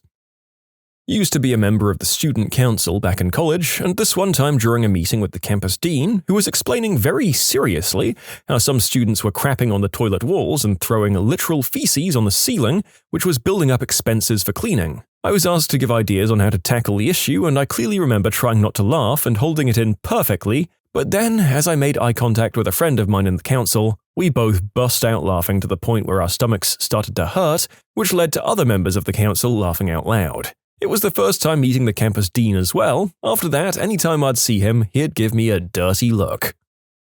In school, we did a course on mythology and had a project where we had to write our own mythological stories for the creation of creatures or places, stuff like that. One kid wrote a story about how a man was being mean to his horse, so the gods cursed him. One day, his horse threw him onto a spear which went through the back of his head and down his forehead, and he was transformed into the first unicorn. I couldn't stop laughing for a solid 5 minutes. My teacher berated me for laughing at the violence, but the kid and I both thought that was funny as heck. At the wake for the grandma of my honorary sister and brother, at some point the old biddies from her church decided the children needed to come up and say goodbye to her in front of all these mourners, none of whom I knew. Also, this was Eastern Kentucky, where everyone knows everyone else, so already people are eyeing me up trying to figure out who the frick I am and why I'm sitting with the family. Well, before I realize what's happened, the two of them have marched me up there with them and pinned me in between them. I'm awkward in the best of situations and was supremely uncomfortable at funerals, so this was already my personal hell. We stood there and stared down at her in front of hundreds of people as this somber music plays and the priest instructs everyone to pray for us as we say our last goodbyes. She's wearing this double-breasted sailor suit kind of thing, and my sister and I are making quiet comments like, "Well, she looks nice," when all of a sudden our little brother blurts out, "Anchors aweigh, old girl," in a perfect British mariner's voice and frickin' salutes. So my sister lets out a long, drawn-out gasp of, "What the frick?" And we just start trembling with laughter. We can hear all of the old church ladies awing because it looks like from the back we're overcome with grief. As soon as we're able to control ourselves, we essentially frog march our little brother down the aisle with our heads down and we head straight out the door to the car. Honestly, that kid is frickin' hysterical. Also, I should have worked out going into this that there were going to be a lot of funerals in this video. Probably the most likely event for deeply inappropriate hilarity that there is, and thank God for the content. Cheers for writing in. I don't know if there's a name for it, but when I get really nervous or scared, I start to laugh.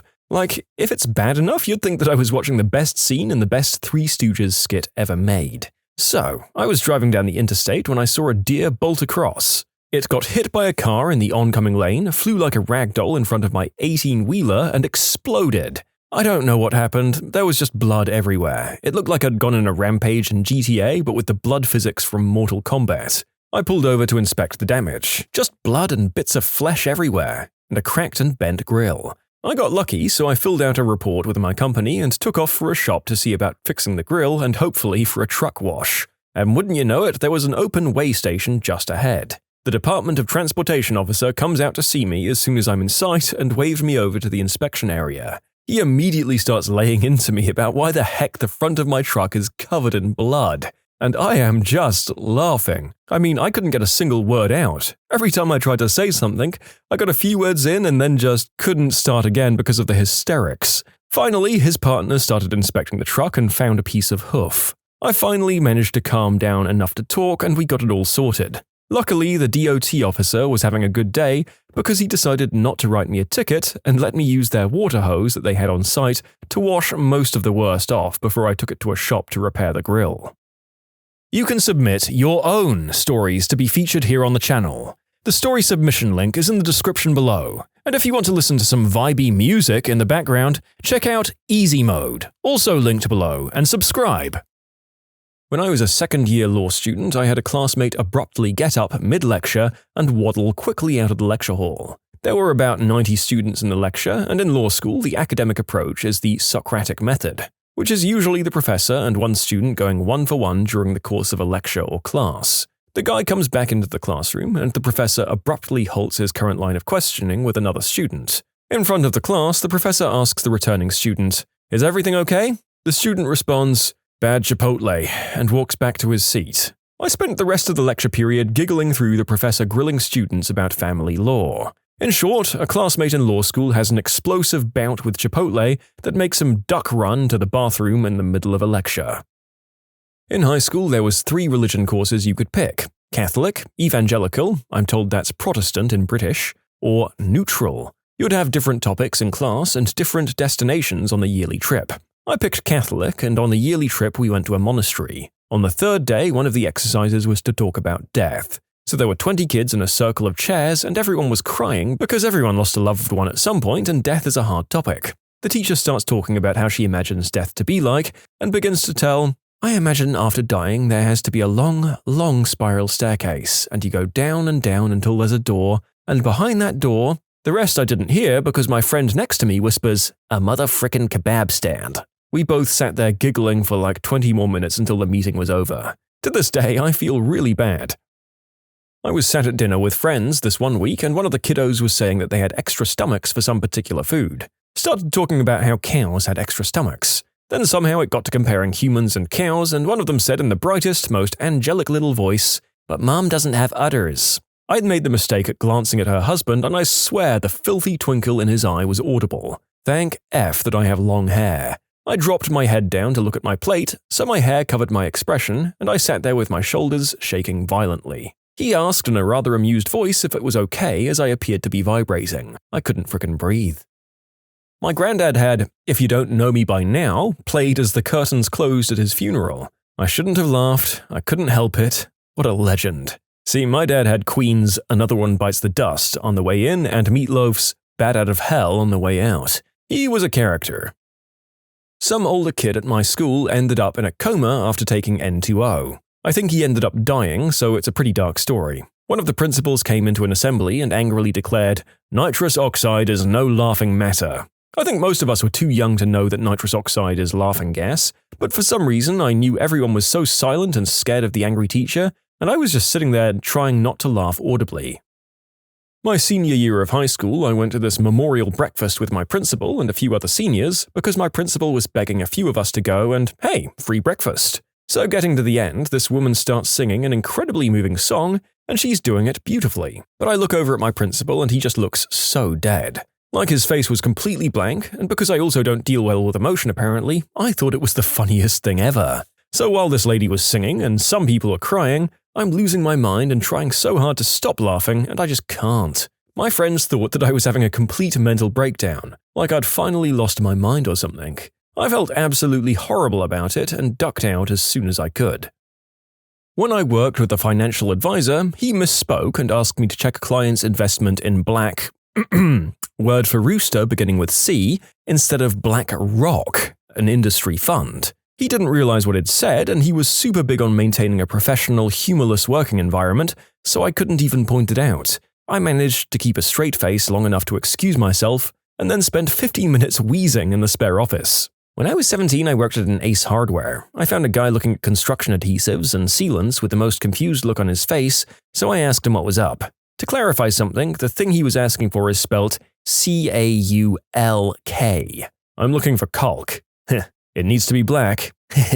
And I need it to stay hard. I'm really trying to hold it together right now. 1 minute, sir, while I find the guy that works in that department. I ran off to find the guy that knew caulking and bring him back, introducing him to the customer as our resident caulk expert, and the customer nods at him approvingly. I then escape to the break room where I'm dying laughing trying to blubber explain something about hard black caulk to my other coworker. You people are so immature you'll laugh at anything. I'm hungry. Maybe I should take a break. Not sure what I'll eat though. Maybe some peanuts. Nothing I like more in my mouth than some peanuts. Then I can go practice my piano, and before you know it, this channel will have its very own pianist in its hands. Nothing you can't do with a mouthful of peanuts and a spare pianist in your back pocket.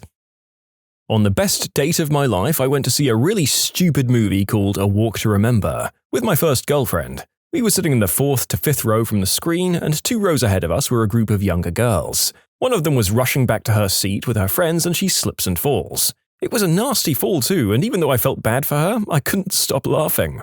It was awful. I don't know why I couldn't stop, and I was even like, God, I know I shouldn't laugh, but it's just making me laugh harder. It took me at least 10 minutes to stop. Girl who fell, I know you're out there somewhere. I hope my laughing didn't make you feel bad. To this day, I still don't really understand why it was so funny to me. I was in a local support group for friends and relatives of people with bipolar disorder. One person was relating the story of her older teenage daughter who, in a manic episode, grabbed a flashlight and took it upon herself to stand in a downtown intersection and direct traffic until she was picked up by the cops and taken to the hospital. I kinda covered my mouth and pretended I was having a coughing fit and excused myself to go to the restroom. High school English class, which was first period. A few days before, I got in trouble for sleeping and coming in late. My teacher called me a hibernating bear, which I found funny. A few days later, we were doing oral book reports, and this one kid with a stutter was doing his. The class was being patient with him, but he was struggling a lot. Then he gets to a point in his book where he talks about a bear. That reminded me of how just a few days before I was called a bear, and how funny I thought that was, so I busted up laughing. I wasn't laughing at him for stuttering, I was laughing at being reminded of being called a bear myself. However, I realized that's exactly what it looked like. The entire class gasped at me in horror. I didn't even try to defend myself, but I do promise it wasn't directed at him, it was at being called a bear myself.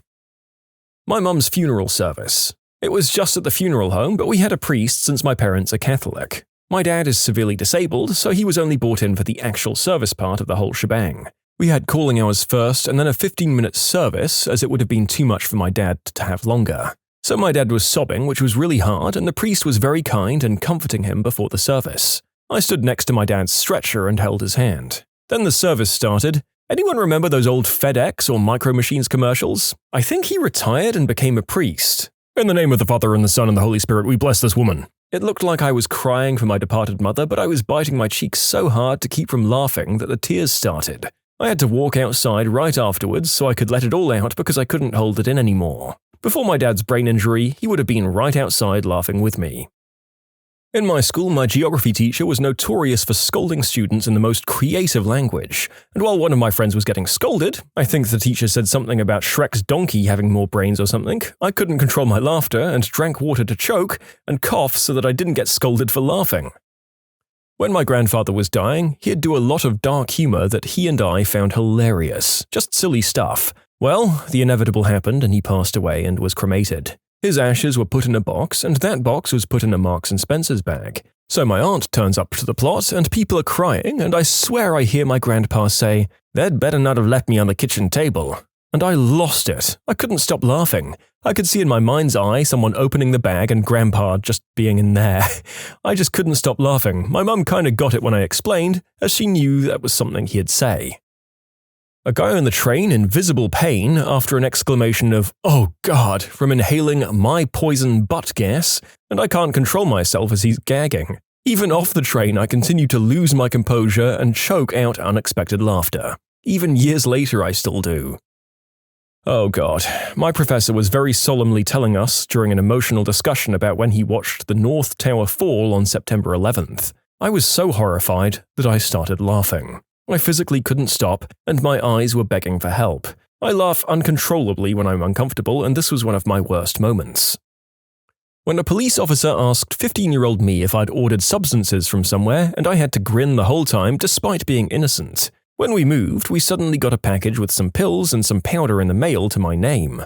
I brought it to the police and it tested positive for whatever it was. So I had to go and get substance tested, and before that I got asked by this really scary-looking bald guy with scars on his head if they were in fact mine. And I just started to grin and laugh while denying it. I obviously tested negative and I was allowed to go back home. Well, it turns out that someone at our old home that knew we moved out ordered them to our old empty mailbox, but we'd made a thing that everyone addressed there and got relocated to the new address, so it landed with us. What are the grossest conditions a health inspector found at a restaurant? Former health inspector here and current third-party food safety auditor. A few things come to mind. First was a grocery store so infested with rodents that an entire group of them was living in the dairy cooler. You know, there had to be a lot of them in the store if some of them were resorting to living in a cold room. There was also a Chinese restaurant getting ready to open for lunch. I walked in and temperature-checked the items in the walk-in cooler. All of them were well above acceptable temperatures. The cooler had broken down in the night and it was no longer functioning. They wanted to serve the food anyway. I had to embargo the entire cooler worth of food and stand there as they filled trash bag after trash bag with meat and took it to the dumpster. As I was leaving the location, I drove around to the back and they had employees pulling it all out of the trash and dragging it straight back into the building. I had to stop them, make them return it to the dumpster and pour straight bleach all over the food to ensure it couldn't be used. There was also a restaurant so infested with cockroaches that when the manager greeted me at the host stand to take me to the kitchen, he had a roach crawl across his back right in front of me. And finally, I observed people smoking in the kitchens and in the meat departments of grocery stores. Also observed people using chewing tobacco and keeping their spit cups on the food preparation surfaces. Most of the stuff we think is disgusting isn't necessarily what the general public would even notice. A lot revolves around hand washing. If you really watch someone during food prep and see all of the things they touch and then attempt to handle ready-to-eat foods, it's disgusting. People just don't even think about hand washing like they should. My friend in school talked about how trash the place he worked at was. He said stuff like if someone dropped a slice of pizza, they'd pick it up and just serve it to the next guy. They'd do this with all their food. The restaurant part is fancy, but the kitchen was a mess and nobody really cleaned it. How are they still in business? Well, when the first health inspector comes, they'll fail and they have a certain amount of time to correct it. Then the supervisor of the inspectors comes in, who's a good friend with the restaurant owner, and he passes the restaurant either way. Oh, this isn't even my worst, but I never ate there after this. My first weekend in Canada, I went into Popeyes because who doesn't like mashed potatoes? They were cleaning when I walked in, and there was a guy with a pressurized hose blasting the floor, and the water was spraying everywhere. That fine mist of grey floor water could be seen coating the food waiting in the pass, the prep tables, everywhere in that tiny space was just getting blasted with floor goop. Some restaurant near me got shut down because they had freshly severed goat heads in the refrigerator. They didn't serve goat. Hail Satan, I guess. Well, that cult had to go and find another venue afterwards. I hope you're happy. I worked at a McDonald's that was just about to get rebuilt and had just narrowly passed inspection. What does this mean? The owner doesn't want to replace anything because the store is about to get torn down, so the whole place just went to crap.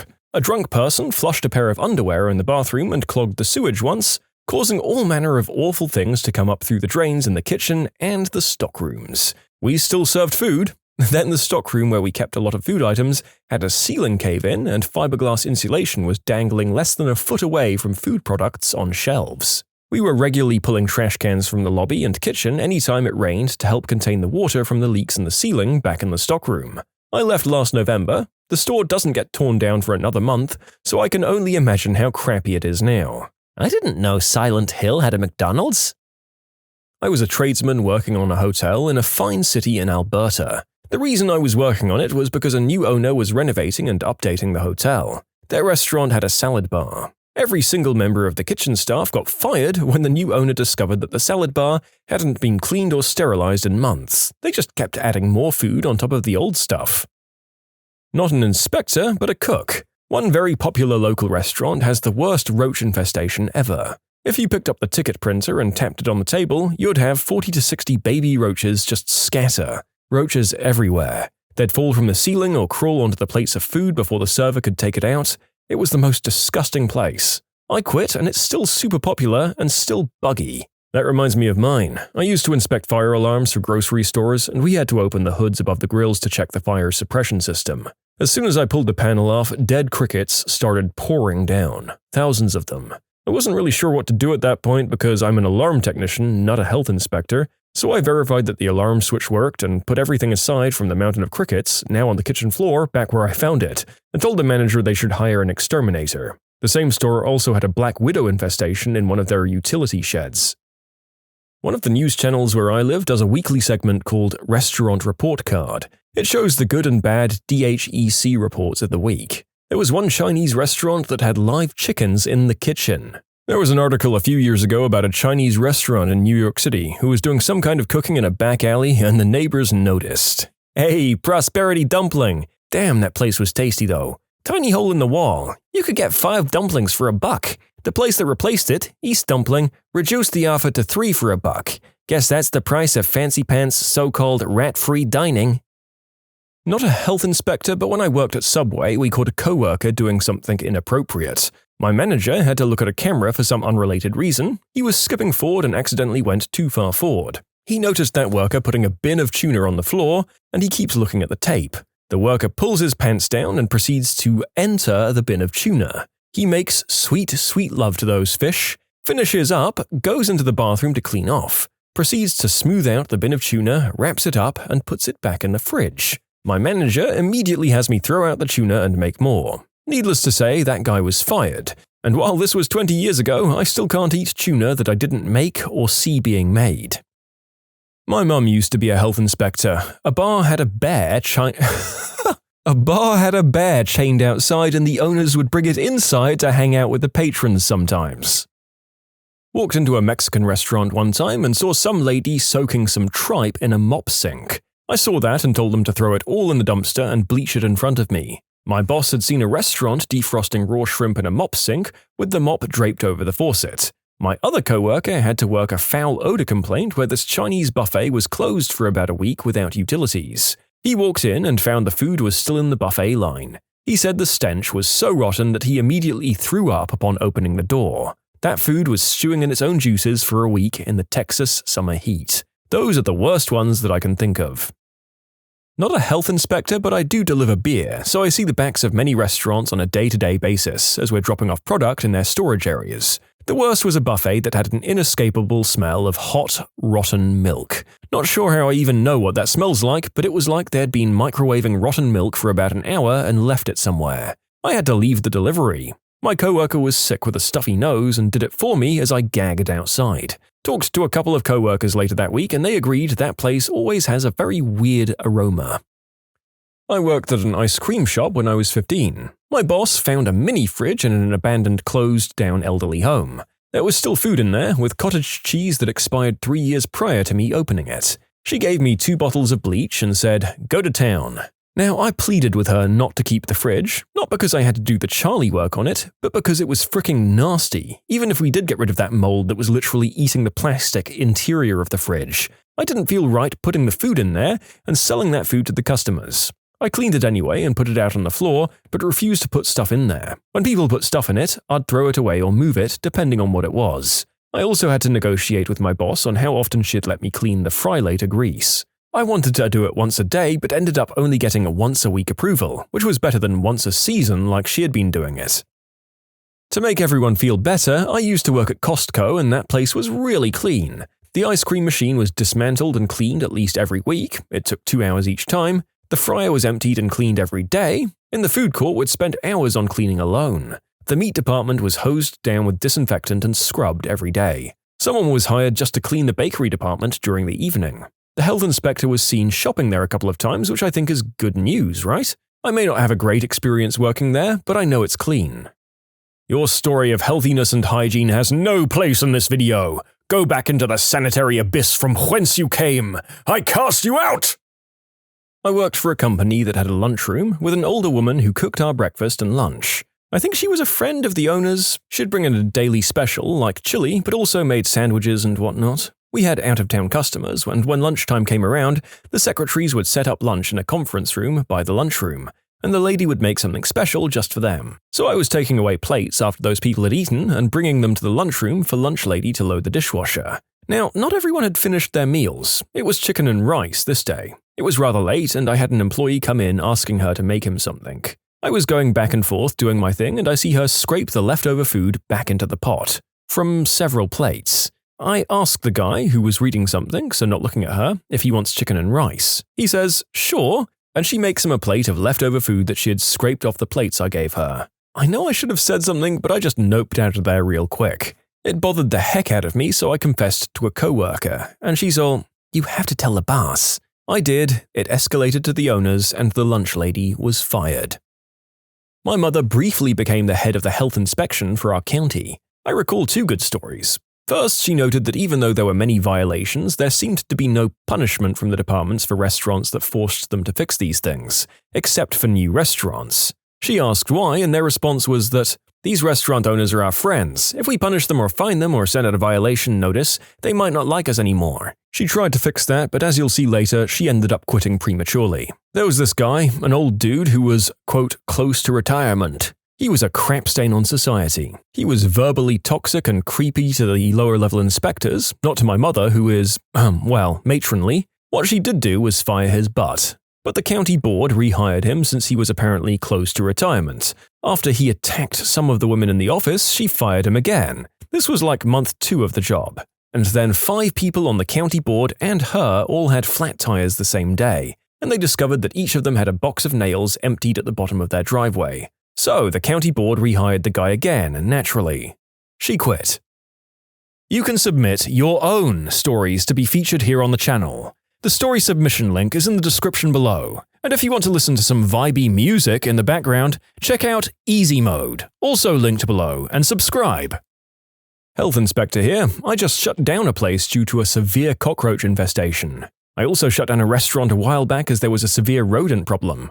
I'm talking droppings everywhere, in the utensil bins, on the food prep surfaces, just everywhere. Owners were brushing it aside as they worked. Live mice stuck to glue traps under the sinks. Ugh. And there was one other place with a rodent infestation. The owner just left cardboard boxes of open poison throughout the restaurant. Although we can order a place closed, it doesn't happen that often. We try to educate first and work with the operators. Having said that, sometimes a ticket or a closure order is the only thing that will work. Most places I inspect are pretty decent. A lot of what we see is a lack of safe food handling procedures and hand washing. You know, like preparing raw chickens with gloves on and then placing the gloved hands right into the flour, tossing the chicken, touching sink taps, cooler doors and stuff with no hand washing. Also, cultural backgrounds and the way the food was prepared back home might not meet the standards in Canada. We also inspect personal services, nail salons, tattoo shops and stuff, drinking water system, and private septic systems and pools. I'm not a health inspector, but I worked at a restaurant that was barely skirting by on the inspections. We had a big roach problem, but we did a good job of keeping them out of the actual food, which I guess is the big thing they look out for with health inspections. The most egregious issue, though, was the time I was making milkshakes and accidentally cut my arm on the metal counter. Well, I didn't notice how bad the cut was until I saw blood in the ice cream tub. Being a responsible person, I go to throw the ice cream out when the manager interrupts me, saying I should use the first aid kit and they'll take care of the ice cream. Well, I came back to the same tub of ice cream returned to the freezer, but the blood scraped out of it. They had kept using the ice cream. I want to clarify that they scraped the blood out before continuing to use it, so they didn't technically serve my blood directly to people, but there were probably still trace amounts. I was in the training program to be a state health inspector after I graduated college. The majority of inspections weren't memorable, and small stuff got written up, like temps being too low or high, not having gloves accessible, storing meat boxes on the ground, stuff like that. The two inspections that I remember being horrible were both at low-end Chinese restaurants in strip malls. In one inspection, the wok chef had an overflowing ashtray right next to the meat bins. Rodent droppings, piles of dead flies behind the range, open doors to the outside, it was just nasty. We also had to check the soda machines and their hoses. The soda line at one place was so caked with mold and funk that it was a miracle the soda could even get through. We couldn't figure out how any previous inspector had missed that or what the frick had happened. The soda tap was the worst because it ruined eating out and having a mixed drink. I'll never be able to drink anything out of a soda line ever again. I got a better job offer 2 months after that and ran out of that job. Yeah, being a health inspector is one of those jobs that seems to affect people's perceptions of the things they eat in a probably beneficial but unpleasant way. Ignorance is bliss, I'll say. I'd rather not know how many parasites I'm constantly shoving into the decaying and decrepit ancient temple that is my body. Former employee of a few food and drink related places, let me tell you about rat droppings in the pizza boxes, the fry cook dropping things and then just picking them back up to fry. He reasoned that the oil was hot enough to burn off anything. That oil was only changed weekly, if not bi-weekly sometimes. The ice cream shop where no hairnets or gloves were offered or needed, so manager's hair ended up in the ice cream. Also, questionably clean hands making cones. Slime and mold colonies, not growth, we're talking freaking civilizations, in the ice makers and soda spouts at a whole chain of gas stations. As far as I know, I was the only one who ever cleaned those at my location alone, and whenever I babysat another store. Also, the coffee urns. Black bottoms and grinds caked on the inside. If you live near them, go to Racetrack or Sheets. Those places have the cleanest urns and spouts I've ever seen. I worked at a buffet about 8 years ago and my kitchen manager used to drop food back into the fryer after dropping it as well. I was disgusted by this on my first day. The next day I found out that our soup was only made once a week. I called the health inspector and took a few pictures before abruptly telling the few customers what they were eating and subsequently quitting my job.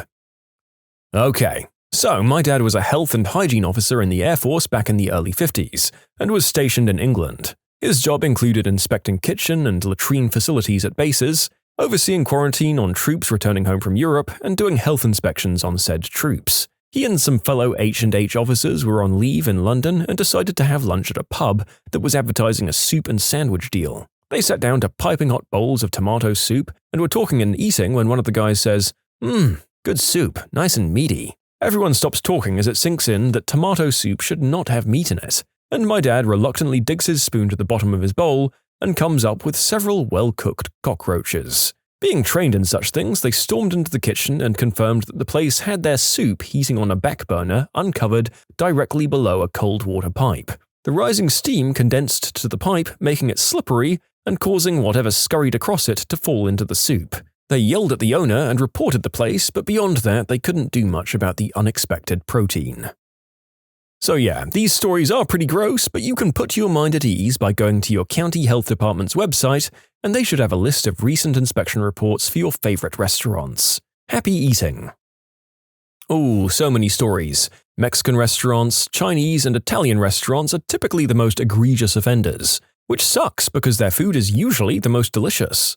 As long as you're okay with potentially dying later from it. I've only ever closed down one restaurant. It's actually much harder in most places than you'd imagine. Lots of red tape that prevents field staff and even managers from using their professional judgment in the service of public health. A pizza place was operating without a permit at one point in time. I'd drafted a letter stating that, and before I went out to hand deliver it, I got a complaint notification. Someone had eaten their pizza the day before, and their son had felt glass, or something that felt like pulverized glass, in his pizza. Backing up for a moment to the red tape thing, we're not legally allowed to investigate or inspect restaurants who don't have a permit. You can thank the US Constitution for that. You can see the dilemma. We decided the best course of action is to deliver the letter saying they're operating illegally, and that it would be in the best interest of their business and the public health to allow us to investigate the nature of the complaint. After I got permission to go in and take a look around, I was appalled. The manager has fingernails that extend probably half an inch beyond the nail bed, and they are caked in flour and other ingredients. The other employee has dirty bandages all over his fingers.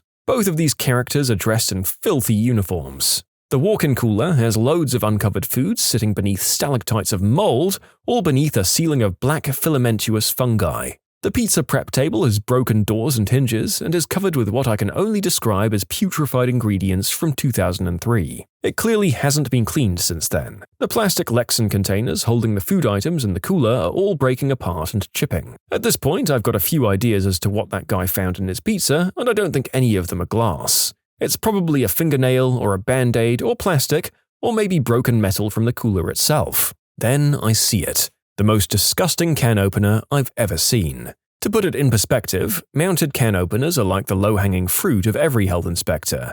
They're almost always out of compliance, and writing one up will make you look like a try-hard jerk who's out to get the restaurant owner in trouble. They're usually not a big deal. Except this one. This one is absolutely caked in dried, vile pizza sauce goop that has turned black with age. The blade itself is so dull and chipped it's literally peeling metal filament off into a mass next to the blade.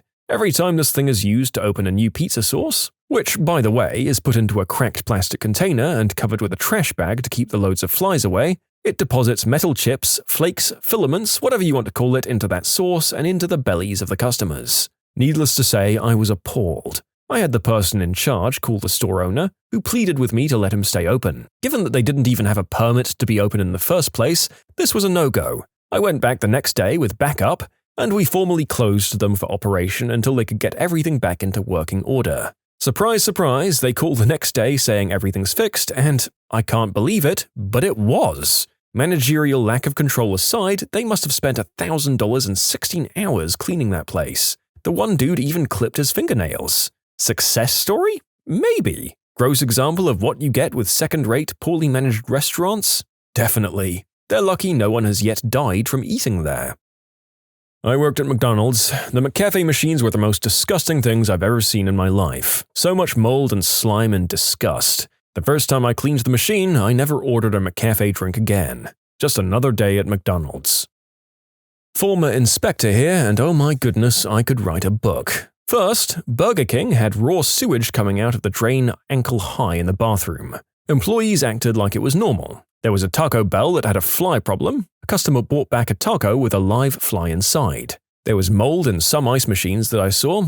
Some with gobs and gobs of pink mold oozing in the ice off from the ice blades. A Popeye's chicken serving rotten grey chicken that stank like death. Chick-fil-A, another raw sewage backup, but in the kitchen this time, with the owner wiping sweat off his face and continuing to make sandwiches. Another Popeye's chicken where the whole building was slanted and about to fall over and still operating. The other Popeye's chicken who knew who I was and who spit in my food. Wherever you go in this job, there's lots of broken coolers and food well away from the recommended temperatures. A Taco Bell with no AC in the summer, no coolers worked and the employees were sweating into the food. Upper management kept delaying the AC repairs, and it was fixed 3 days after our inspection. I also watched a GM pull a spatula out of dirty sink water to flip the burger patties. Scratched her butt while handling a burger. And although this doesn't make me sound the best, I'm always extra wary of foreigners buying restaurants because they tended to be the worst offenders. What happened when someone jumped into a taxi and initiated a real-life car chase?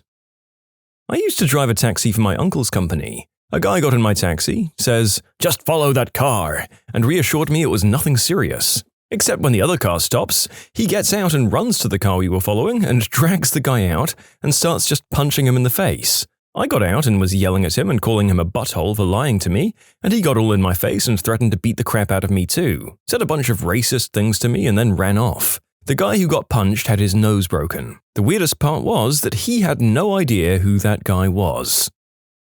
I'm actually a taxi driver in a bike or taxi pedicab. I was hanging out in a corner when a coworker of mine got a ride across the intersection. Suddenly, a guy walks up to me and tells me to follow that cab but keep a distance. The guy looked current or ex-military. His demeanor, haircut, and attitude, he had one of those earbuds like the agents from The Matrix, exuded the vibe of being a very professional and competent person and not giving an F at the same time.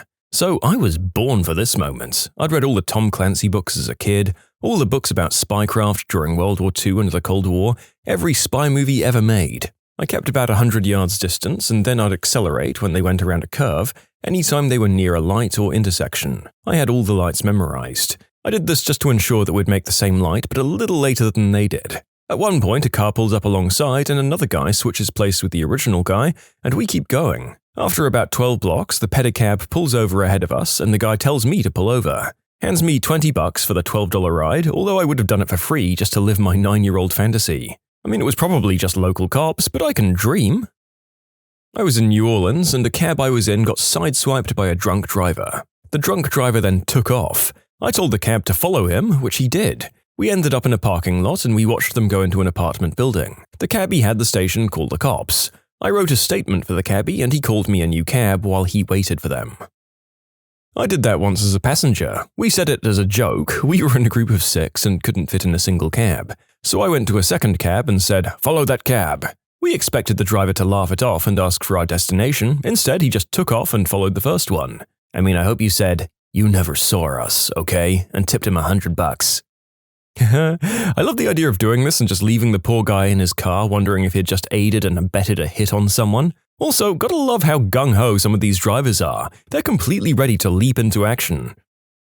I once had somebody jump into my car and I wasn't even a taxi. I was driving down the street in Boston and was stopped at a red light, minding my own business. Suddenly, my passenger door flung open and someone climbed in. Completely shocked, I didn't even have time to react. For some reason, it never entered my mind that I should be alarmed or concerned about this trespasser, so when I saw that it was an elderly lady, I just remained calm. Without skipping a beat, she said in a thick Russian accent, "Yo, take me home, please." So I started driving. I asked where she lived, but she said, "Just keep going. I tell you when to stop." At that point, it dawned on me that she probably had dementia, and that she likely thought I was someone she knew or maybe even a taxi. Nope. After a few minutes of conversation, it was abundantly clear that this woman had simply picked the first car she'd seen, got in, and requested a ride. During the 10-minute car ride, she asked about my life. I was in college studying psychology at the time, and when I told her this, she said, "You make good psychologist. Very nice boy." It put a big smile on my face. My grandparents had all died either before I was born or during early childhood, so I don't think I'd ever had an elderly person say something like that to me. It felt nice. Finally, we reached an apartment building and she told me to pull over. When I put the car in park, she turned to me and said, "Thank you driving me today." I assured her it was no problem at all and wished her the best, and her parting words to me as she climbed out were, "Very good boy. Good luck with studies." After pausing a moment, I drove away and just kind of let it be. It was such a nonchalant and comfortable interaction that I resisted my temptation to immediately text friends to tell them what had happened. It felt like that would have cheapened it or turned it into a novelty. It was just so natural, and I went with it. She's unlikely to be alive at this point, but I hope she enjoyed the rest of her days. Godspeed, Russian grandma I had for a day. You know, sometimes people do leap into my cab and shout, "Follow that car," but it's usually followed by, "I've always wanted to say that." A friend of mine is a taxi driver, and this has happened to him. An elderly man rushed inside his taxi and pointed out loud to follow a red Toyota. This man never explains why to follow, just tries to frantically call someone. My friend asked multiple times if they needed to call the police, but the man just waved no and pointed to follow the car. They circle around town, finally ending up in front of a house where the car they were following parks. As the car stops, the man says, "Hold on a moment, I'll pay," and jumps out of the car. An elderly lady steps out of the red Toyota, and the man, apparently her husband, starts to scream, "Why did you leave me at the mall?" The woman is waving her hands and screaming back, "What are you screaming about? You're here!" and walks inside the house like nothing has happened. The man returns and pays for the drive, being sorry about it all at the same time. My friend thought they were following a burglar or something, but it turned out the lady just forgot her husband at the mall. Funny situation in a way, but sad in a way too, as my friend said. It was either dementia or a really screwed up marriage. Oh, I'm not a taxi driver, but I was the passenger for a story that is similarly cliché. Back when I was an actor and an active substance addict and alcoholic, what's the difference between those three, I know, I had a director threaten to recast me a week before the show if I was late to rehearsal one more time. To put that into perspective, recasting a major role after rehearsals have started is generally unheard of and almost unthinkable so late in the rehearsal process. She was really fed up with me. On this particular day, I was running late as usual and had 5 minutes to get to rehearsal. It was a 10-minute walk or a 5-minute drive. I flagged a cab, hopped in and said, "I need you to take me to this address, and if you can, I need you to step on it." The driver smiled wide and said, "I've always wanted to hear that." Cue him putting the pedal to the metal. Within 10 seconds, we were approaching 65 miles per hour on a 30-mile-per-hour city street, weaving through traffic, clipping yellow lights too close for comfort, and generally whipping this cab around in an extraordinarily haphazard and irresponsible fashion. I was stunned, wide-eyed, in absolute shock and terror, unable to process that he quite literally heeded my request, or that this was actually happening. I thought I was going to die. It was the best cab ride of my life. I was 2 minutes early to rehearsal. I left my flute on the bus. I wasn't about to get my butt whooped for forgetting my $1,000 silver hollow stick on my way to orchestra practice. I followed the car. It stopped at a suburban house. The guy went into the house. They were his family and didn't have room for him with them.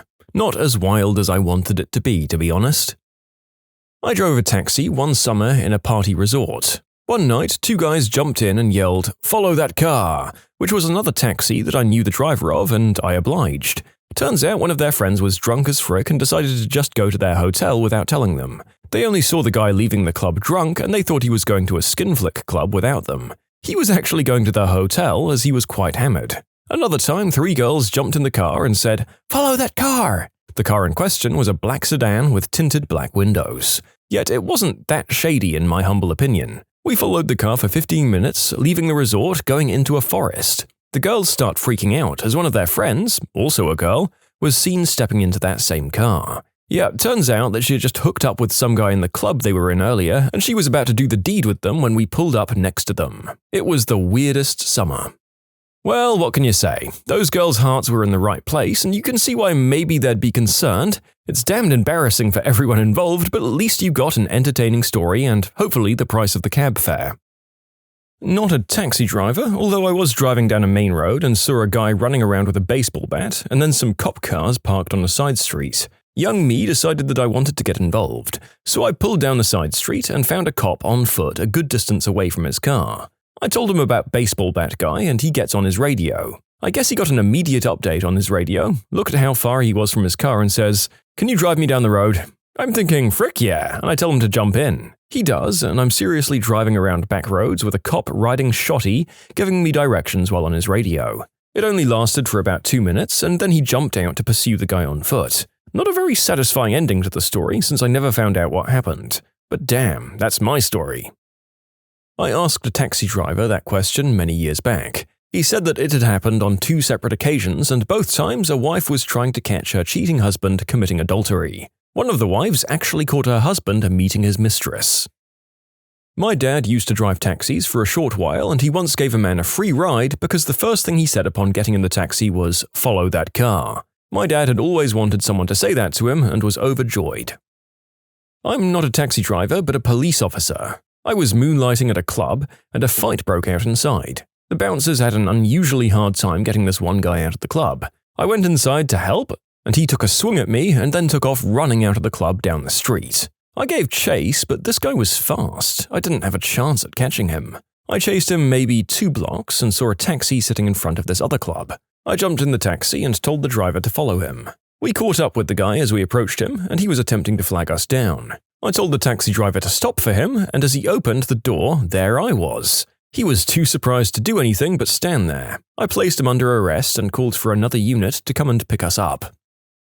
You can submit your own stories to be featured here on the channel. The story submission link is in the description below. And if you want to listen to some vibey music in the background, check out easymode, also linked below, and subscribe. Oh, you know, often I'd get people hopping in and saying, "Just follow that cab," without giving any real destination. They just had too many people in their group for one taxi. It's not exciting. But one night, I picked up 4 guys having a bachelor party and one had left their phone in a taxi earlier in the day and had been tracking it using another's phone. 45 minutes of speeding all over the city, cutting taxis off that might be the one with the phone, while 4 grown men hopped out of my car in the middle of traffic and swarmed the unsuspecting drivers to inquire about the missing phone. It must have scared the heck out of a bunch of people. We finally found it. The meter said $60 and they gave me $120. Not the most exciting story, but definitely the most fun fare that I've ever had. I've been driving a cab for about a year now, usually work the 6 p.m. to 3 a.m. shift. My dispatcher radios me to her house with 5 minutes to go to the end of my shift. Short 2-minute drive later, we live in a small city, I pull up in the circle driveway as a car pulls out the other end and speeds off. The largest man I've ever seen in my life comes barreling out the house like a freaking bull, jumps in my cab, and says, "Did you see that car? Follow it!" I caught up to the car and followed it out to the highway. As soon as it got on the highway, the car put on its hazard lights and floors it. The mountain man in the back seat says, "My wife is in labor and my father-in-law is driving." He tells me to catch up and that he'll give me $200.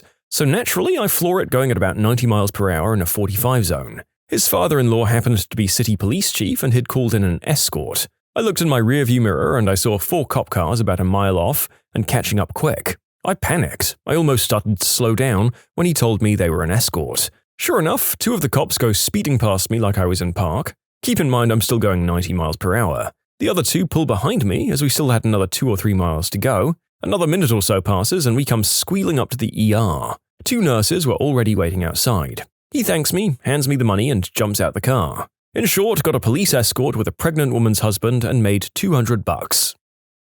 Not sure if this one qualifies, but almost. A colleague of mine, a UK police officer, was on foot patrol and saw a robbery in the distance where a driver was pulled from their car and the robbers drove off in their car. My mate stopped a civilian car and gave the famous line, "Follow that car." The driver apparently went wild trying to keep up with the robbers. The whole time with a uniformed police officer in his passenger seat giving a commentary to his base. They lost the stolen car and my colleague asked his driver to stop. He got out and let the driver go without asking for his details. As the driver went into the distance, my mate realized he had taken out his peg, his truncheon, in the car and left it on the dashboard. Luckily, the driver rang in later and it was returned. No idea what happened to the robbers, the stolen car, or the victim. Sorry.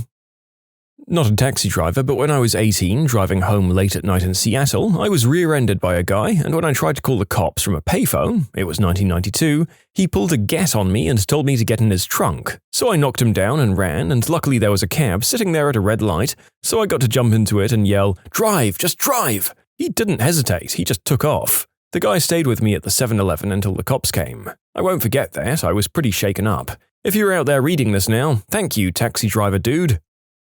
I had a fare jump in my car who immediately started berating about my car and how Uber doesn't allow drivers to use 2-door cars. This came as a surprise to me because I was not and have never been an Uber driver. I was just parked in front of the hotel waiting for a friend. You know, this has happened to me twice. The second time the girl was so glued to her phone that she didn't even make eye contact. I let it roll for a couple of seconds before I finally asked her why she was in my car. She looked up, wordlessly opened the door and disappeared into the night. Really makes you think about how the world has changed when it's normal to pop into a stranger's back seat, but weird to talk to them once you're in there. I know more than one person who would be that simultaneously inattentive, glued to their phone, and just mentally incapable of dealing with the situation as that last girl. Yep, some of us have really been cooked by our phones and modern services, haven't we? My father was a taxi driver for quite a while. It never happened to him, for which he was eternally disappointed. He did, however, once get run over by his own car. Okay, and now enough people are asking, so I can essentially give my off-topic answer. This was in the mid-90s in southern England. Like many taxis of that vintage, he was driving a diesel Citroën BX. Also, like those cars, it had been driven into the ground. In any case, he was dropping off a little old lady at her house at the top of a hill. Being a gentlemanly sort, he helped her out of the back seat and escorted her around to the front of the car. The handbrake cable snapped while they were doing that, and the car began to roll down the hill. He pushed the lady out of the way and got hit. The car dragged him about 100 yards down the road before a guy out on a run was able to jump in and put his foot on the brake. He was mostly okay. He had pretty severe friction burn and road rash down one of his legs and up his back. He had to have x-rays on his ribs too, but they turned out not to be broken or cracked. The little old lady threatened to sue because in his haste to get her out of the way he pushed her over and she broke her wrist. old bones presumably. Fortunately, the company's solicitor was able to head that off. He could make the case that he'd saved her life, I suppose. When I found out later, I'd have been 14 or 15, I laughed my butt off. I mean, who gets run over by their own car? It didn't take long to realize how lucky he'd been, though. One time after a work party, a bunch of co-workers and I were going to a different bar and we needed to take cabs. A few of us got into one and the rest into another. One of my co-workers told our cabbie, "Hey, if you can beat that cab, I'll give you an extra $20. The cabbie smiled in the rear view and said, "Okay, buddy," and started weaving between cars until he got in front of the other cab. Then he perfectly timed it so he could get the other cab stuck at a red light while he just made it past. With that head start, he really had no need to rush and he calmly got us to the bar first. I think he really enjoyed it and got a pretty nice tip for such a short trip. I was driving in London, utterly confused, as this was my first drive on the left side of the road and pre-GPS, so I had absolutely no clue how to get where I needed to be. So I stopped a black cab, a taxi, and asked him to chaperone me to the address. "Follow my car," he shouted, and set off at a breakneck speed down taxi lanes, weaving in and out of traffic. Remember that all black cabs are identical and London is teeming with them. I've never been so focused or frightened in my life. Once at port in Spain on deployment, we were late in getting back to the ship, so we jumped in a cab and said, "There's a good tip your way if you get us there before 10:30. We were there by 10:15 and it was the scariest car ride of my life. It was amazing. I was never told to follow that car, but I was sitting at the Whataburger drive-thru one night and a guy jumped into my car and said, "I'm not going to rob you or anything, but we need to get the frick out of here right now. 2 guys just ran me off the road."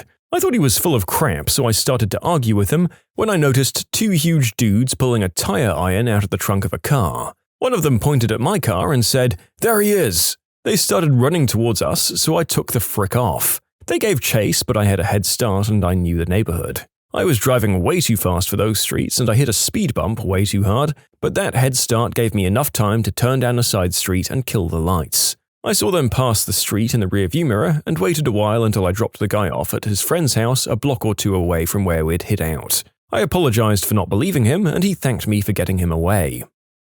So this kind of flips the formula a bit, but my partner and I had some guy take off on us on foot and we were chasing him down a semi-major road, but he was smoking us. Some random person in a minivan pulled over, yelled "jump in" and then dropped us off just in front of him. The guy was totally gassed by that point and just went prone on the ground when we jumped out. Seriously, it was like something in a movie. I drove Uber for a little while in New Orleans. I don't recommend it, and immediately after dropping someone off in the French Quarter, I had a woman jump in the back with a 6-inch bedazzled set of heels and yell, "Follow that car!" It turned out she was working at a local exotic dance club and had left her phone in the car of a guy she wasn't keen to see again. Unfortunately, we couldn't catch up to him, so I just took her back to her place of work. A friend driving a cab had this happen once. It was college students out on the town, and their friends got into a cab just prior to them. Yes, he chased it to wherever they wanted. They tipped him nice, he said. It was very anticlimactic, though. So I was actually the person who jumped in the car and said, "Follow that bus," and then, "Try to get to the next stop before the bus, please. It's important." I'd forgotten my phone, and that was the only thing I could think of. There was no way I'd outrun the bus. I had to cross a big boulevard and wait at the traffic light. And after that, it was a long stretch where I'd stand no chance. The guy actually made it and even told me to just go and not pay anything. To be fair, it took him like a minute or 2 anyway, but still. So cheers to you, random, genuinely nice taxi driver. You're a gentleman and a scholar. My ex had to chase down someone's boyfriend in his cab because the runaway boyfriend stole $500 in cash. Huh. A man was trying to pick up some garbage. He was a dumpster trucker or whatever, and his pal drove off thinking he was in the back. The man ran to my car, kept knocking on my window and said to follow that truck in a voice so loud New York City could hear, and he hopped in. I'm pretty sure I drove a red light to get to the dumpster truck. He paid me a $20 though, so it was worth it. What happens to relationships after one partner is diagnosed with a personality disorder?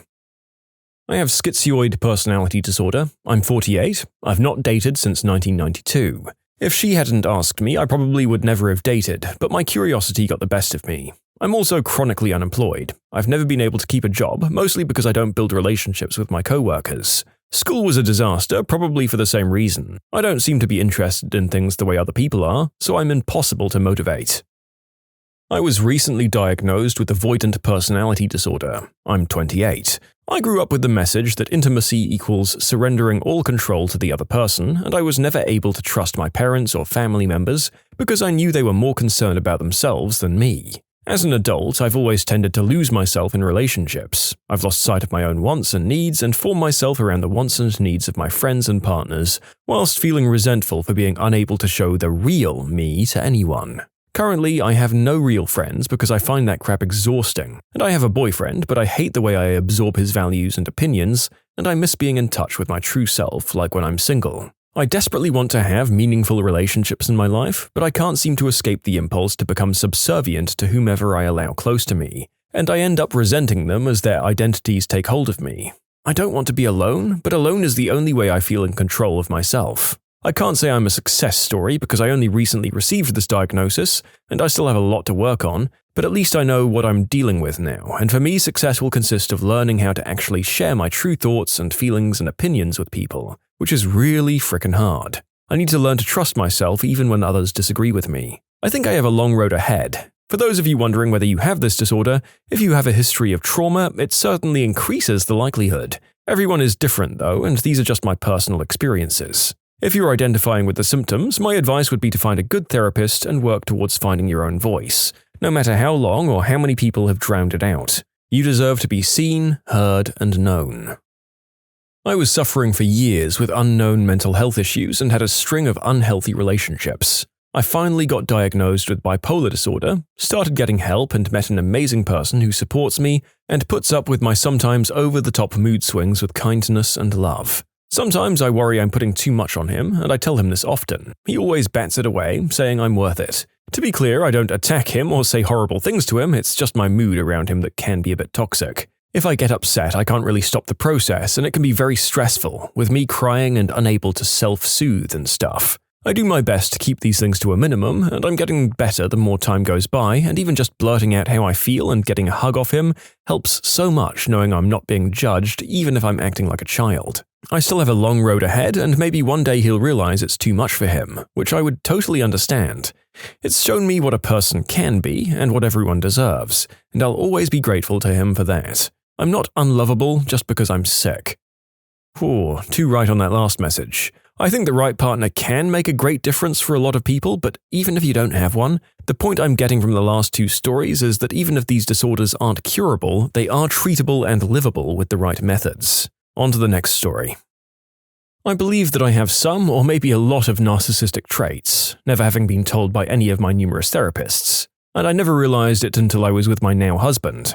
I've come to learn through tons of self-reflection and awareness that it's due to my need for control because of an almost complete lack of boundaries as a child. I also have OCD tendencies and severe anxiety, and it's always manifested as severe irritability and anger and outrage at the tiniest of things. But I never in a million years thought that I was the problem until I'd been together with my husband for about a year and we were expecting our second child. I've been working meticulously on myself for the past 3 years and I have a long way to go, but now I can identify my triggers and also I'm much less demanding and controlling, and I'm aware of the subconscious emotional manipulation I was using on my husband. He was finally able to express how much it's affected him, and it really sank in for me the degree of damage I was doing to my relationships with others, my friendships and my children included. And I'm so lucky that I was able to see it and start healing so that I didn't continue on that path and hurting those I love. Well, my father's a psychopath who once told me that psychopaths don't like being called that. He'd consider his greatest success that of being able to hold down a marriage with a kid, along with multiple girlfriends. I mean, that's very impressive, but not in a good way. Schizoid personality here. What are these relationships you speak of? My relationships haven't changed, but knowing how other people think makes getting by easier. Knowing you're schizoid doesn't really help in my experience. Schizoids are pretty insular and self-reflective, so we know how we operate without a diagnosis. By schizoid standards, I've been very successful at dating. By normal person standards, I'm still well below average. But I find a diagnosis is very helpful for them. A few months in and they tend to have a lot of questions, but even just a Wikipedia entry on the disorder helps a ton. I've been diagnosed with antisocial personality. Honestly, I hide it. No way anyone can look at you the same way if you confess. I have a close friend who admitted to me that he had a diagnosis of antisocial personality, and honestly I was very surprised, but it didn't change how I felt about him. It actually helped me understand him a bit better in some ways, or at least understand that I might never fully understand him and learn to be okay with that. To say that I've had a diagnosis or two, or been through the ringer a bunch, and have had to deal with the repercussions of that would be an understatement. What I can say though is that when I finally addressed it to the people I trust and care about, it lifted a great weight. I guess my advice would be just own it, don't sugarcoat it, joke about it, and overall let loved ones know that you recognize the behavior and move forward with the assumption that it was a learning experience and people progress. Often, it makes you a much better person. I'm dating a woman with borderline personality disorder. I've known her for 8 years. I've been seeing her for a year and a half, and we've been officially dating for a year. It's hard, but the most rewarding relationship that I've been in. Treatment is definitely key with bipolar disorder. I just can't stand it when I hear people saying that someone with BPD can't have a fulfilling relationship. I swear that's one of the reasons my girlfriend thinks she isn't worthy. I'm never going to stop treating her like gold. She does the same for me. My fiancé has BPD. I'd never tell her, but I came really close to leaving multiple times for the things she did to me. But it's by far my happiest relationship now that she's treating it, and I've dealt with my own resentment. But we only made it because she recognized what she was doing to me and sought help. Really nice to see this question. I've been with my boyfriend for more than 5 years and was diagnosed with borderline personality disorder about 2.5 years into our relationship. Before my diagnosis, even though we got along amazingly and communicated well, and were generally happy, I'd find myself throwing toddler-like tantrums at any perceived or imagined slight. I hated this about myself. I thought I was a bad person because I just couldn't control myself. My partner happens to be an amazing people reader. He just naturally seems to pick up on people's personality and intentions as easily as I notice hair color. He was nothing but understanding. Even though we had little education of mental health, we both knew something was off, and he was a constant support as I sought out treatment. I was diagnosed with borderline personality disorder and given a therapist who specialized in PTSD in veterans.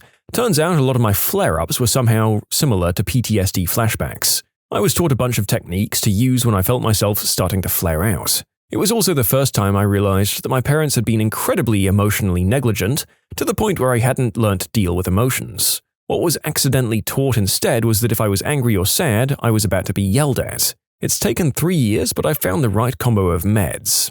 I'm not cured, and I'm definitely not perfect, but I don't have flare-outs anymore. Sure, I sometimes raise my voice when I shouldn't, or I get into a stupid argument with my boyfriend, but I'm working on myself every day and we're super solid and super in love. I'm actually typing this besides him aboard a ferry on our way to what will hopefully be our new life. In 3 hours, I'll be doing the entrance exam for a college program that I'm really excited about, and afterwards we're checking out the shop he'll be managing in September.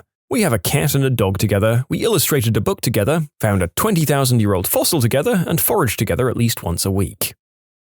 I have schizoid personality disorder, and it's not really that interesting. I was also diagnosed with anxiety, depression, and schizophrenia, so those took priority. I didn't even realize I had it until I reread an old document years later. There's no real treatment for it, but finding out helped me understand myself better. Also, if you get a mental evaluation done, you should really get a professional to interpret it. I haven't had much success in relationships, but I haven't really tried either. After being diagnosed, I accepted that someone would have to be damn near perfect for a relationship to feel worth it for me, and that person might not exist. I'm alright with that for now. Don't worry, it doesn't sound like you're too much more picky than a lot of us are in the modern age of dating. Way too many of us look for near perfection. Actually, what's been really nice about this question is seeing the accounts of really great and patient partners who are capable of appreciating what is awesome about their spouses and romantic interests despite the tougher times. ADHD and medication has made a huge impact on my relationships. I was diagnosed in college since my dad didn't believe in mental health disorders at first. I was ashamed of struggling with basic things that everyone else seemed to do so naturally, like sitting still during meetings at the ripe age of 21, or listen to and remember short instructions from 1 minute to the next. Even just processing was a nightmare. A baby in a pool in front of me flipped on a floaty boat, and I stood there letting the baby struggle for a solid 5 seconds before a panicked mum next to him turned around and flipped him back, and I managed to process, oh, that baby was in trouble. I generally did okay in school, but teachers always had to give me an extra 5, 10, or 30 minutes on a test after everyone else had finished, even on exams that were easy for me. By college, I no longer received extra time and my grades started sinking quick despite my best efforts. Taking meds felt like looking at everything with your first pair of glasses after years of foggy vision. I realized some people banked on my short memory to steal from me. People would ask to borrow something mid-conversation, like a wallet, iPod, my homework and my books, and just never give it back, or like with the wallet, try to return a different item. Because I could never remember what was mine in detail and I was ashamed to admit it, I just got used to things going missing. It was one hell of a wake-up call when certain friends were surprised I actually asked for my stuff back, or when they handed me the wrong item and I corrected them. My family got angry multiple times when they said that I'd promised X and I pointed out that it was actually YZ. I began to paper trail everything. These days I live by my list and my schedules. I was still a little late to everything, but my work became much better quality. I'd remember what people said to me from one day to another, so I felt like I was actually getting to know people, really know them, one day to the next. I started getting obsessed with people's stories and I made some close friends for the first time, and after the initial shock, I even got to know my family, as weird as that sounds. I made huge strides in my career and my ADHD suddenly became a superpower. I could take random thoughts into creative solutions. My hyperactiveness became initiative and enthusiasm. My paper trail has covered my butt more times than I can count, and I've been known as one of the most reliable people in my circle, if you can forgive me being 10 to 15 minutes late every time. You can submit your own stories to be featured here on the channel. The story submission link is in the description below. And if you want to listen to some vibey music in the background, check out easymode, also linked below, and subscribe. No antisocial disorder, but a very antisocial person. I'm a diagnosed autistic with chronic depression due to childhood mistreatment. Where to start? I have this intense need to be alone, yet I hate to be lonely. I want to have friends, yet I hate any form of socializing. I feel like an empty shell. I combine different pieces of behavior and information to form some sense of me. I feel like I'm a different person depending on whom I interact with, like some B-movie actor. So I hide. I hide everything that might make me different. Sometimes I fail, the mask cracks, and when that happens I avoid or ghost those people. I have no social instincts, everything needs to be done consciously. I understand that's my burden, the worst part is the loneliness. No matter how loving and understanding my friends, family, and partner are, there's a lingering loneliness I can never shake off. I know they love me and I try to too, but the majority of the time it just doesn't seem to reach me. No sense of guilt to be found either. It's so hard to explain. I see it as most people's emotions, dreams, souls, or whatever make them floating in huge strings of soap bubbles on the winds of life. You know, those kinds of bubbles that kids blow. When meeting others, the balls bounce against each other, and when they become friends, the soap bubbles stick. And sometimes when we truly love each other, our soap bubbles merge together into a bigger one. Now, I'm not in a ball of soap, I'm in a hard plastic ball, but I can see and understand the other ones. I can see their dreams and their beings, they're sticking to me, yet they'll never merge with me. Is that still true understanding? Something somewhere is disconnected, yet I can see the green grass on the other side never to be reached. Despite the screwed up mess that I am, I found an equally messed up person. She suffered from physical and verbal attacks herself. We have great comfort and understanding in each other through trauma. She's my people shield, since just existing on this earth for 5 hours drains all of my energy to live here. I know it's very hard on her. One day I'm king of the world, the other a paranoid maniac, but being with her I finally understand what happiness can be. I just wish I had some turn-off button that anyone could flick when I feel an episode coming up.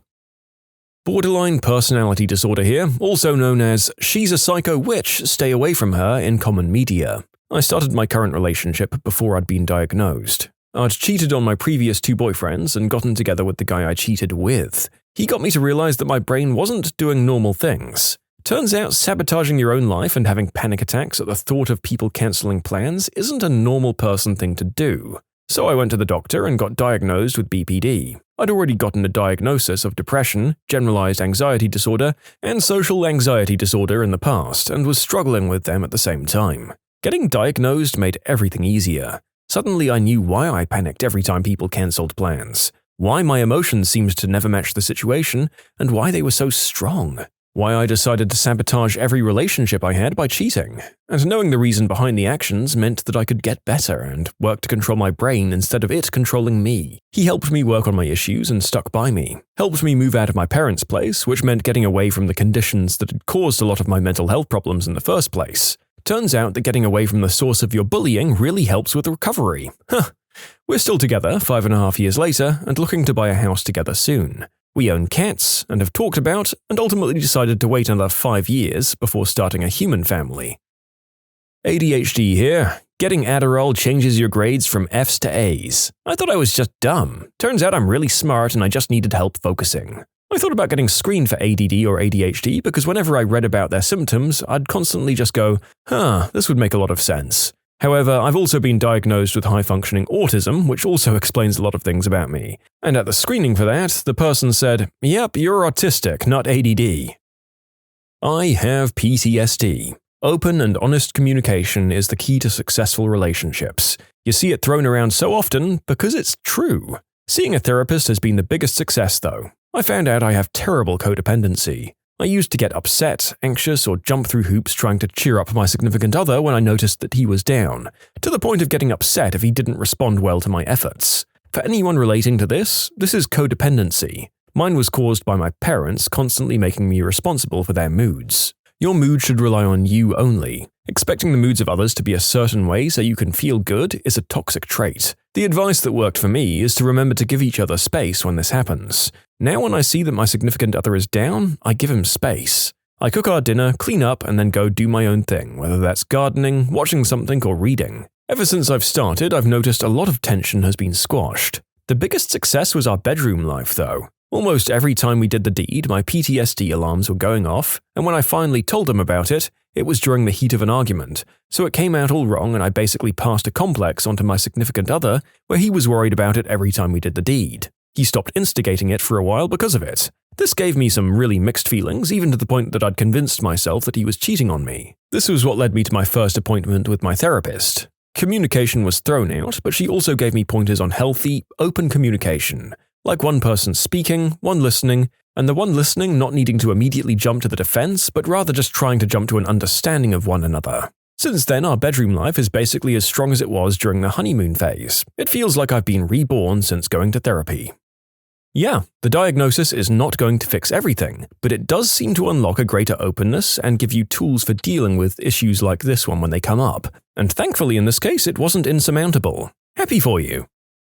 I have a suspected dissociative personality disorder that stems from some very serious childhood trauma. I've gone through toxic relationships that went both ways, me checking out and letting people treat me however they wanted, even as far as severe physical attacks to just using me for money and doing the deed. 3 years ago, I met my now husband and he called me out on my crap. When I disassociate, he somehow has figured out how to bring me out of it, which takes a lot of patience and kindness from his part. He made me see through my own bullcrap and to want to be better. So I started with medication, started thinking things through, and started truly facing the trauma that caused me to be this way and cope in healthy ways. It nearly broke us. 3 years later, and while that's not a lot of time, I haven't disassociated in a year. When someone upsets me, I can calmly talk about what it was and why it upsets me, and get through it instead of shutting myself down and functioning on autopilot, where honestly I'm heartless. It took a lot of work, a lot of fights, finally learning to cry again, finally digging to the bottom of it. I'm nowhere near done, but now I want to work it all out.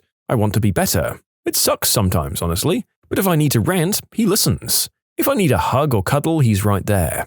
And I'm there for him too. I don't know if I'm a success story or this is the beginning of a success, but I'm determined for the first time in my life not to let this personality disorder be an excuse for bad behavior. One of my good friends is diagnosed with narcissistic personality disorder, and he's very open about it and has stated he had to learn empathy. He's very self-destructive, but he's the most reliable person I know, and there are many people in his life that would do anything for him, myself included. His transparency helps us understand his behavior, and he is always open to discussing how his actions have made people feel.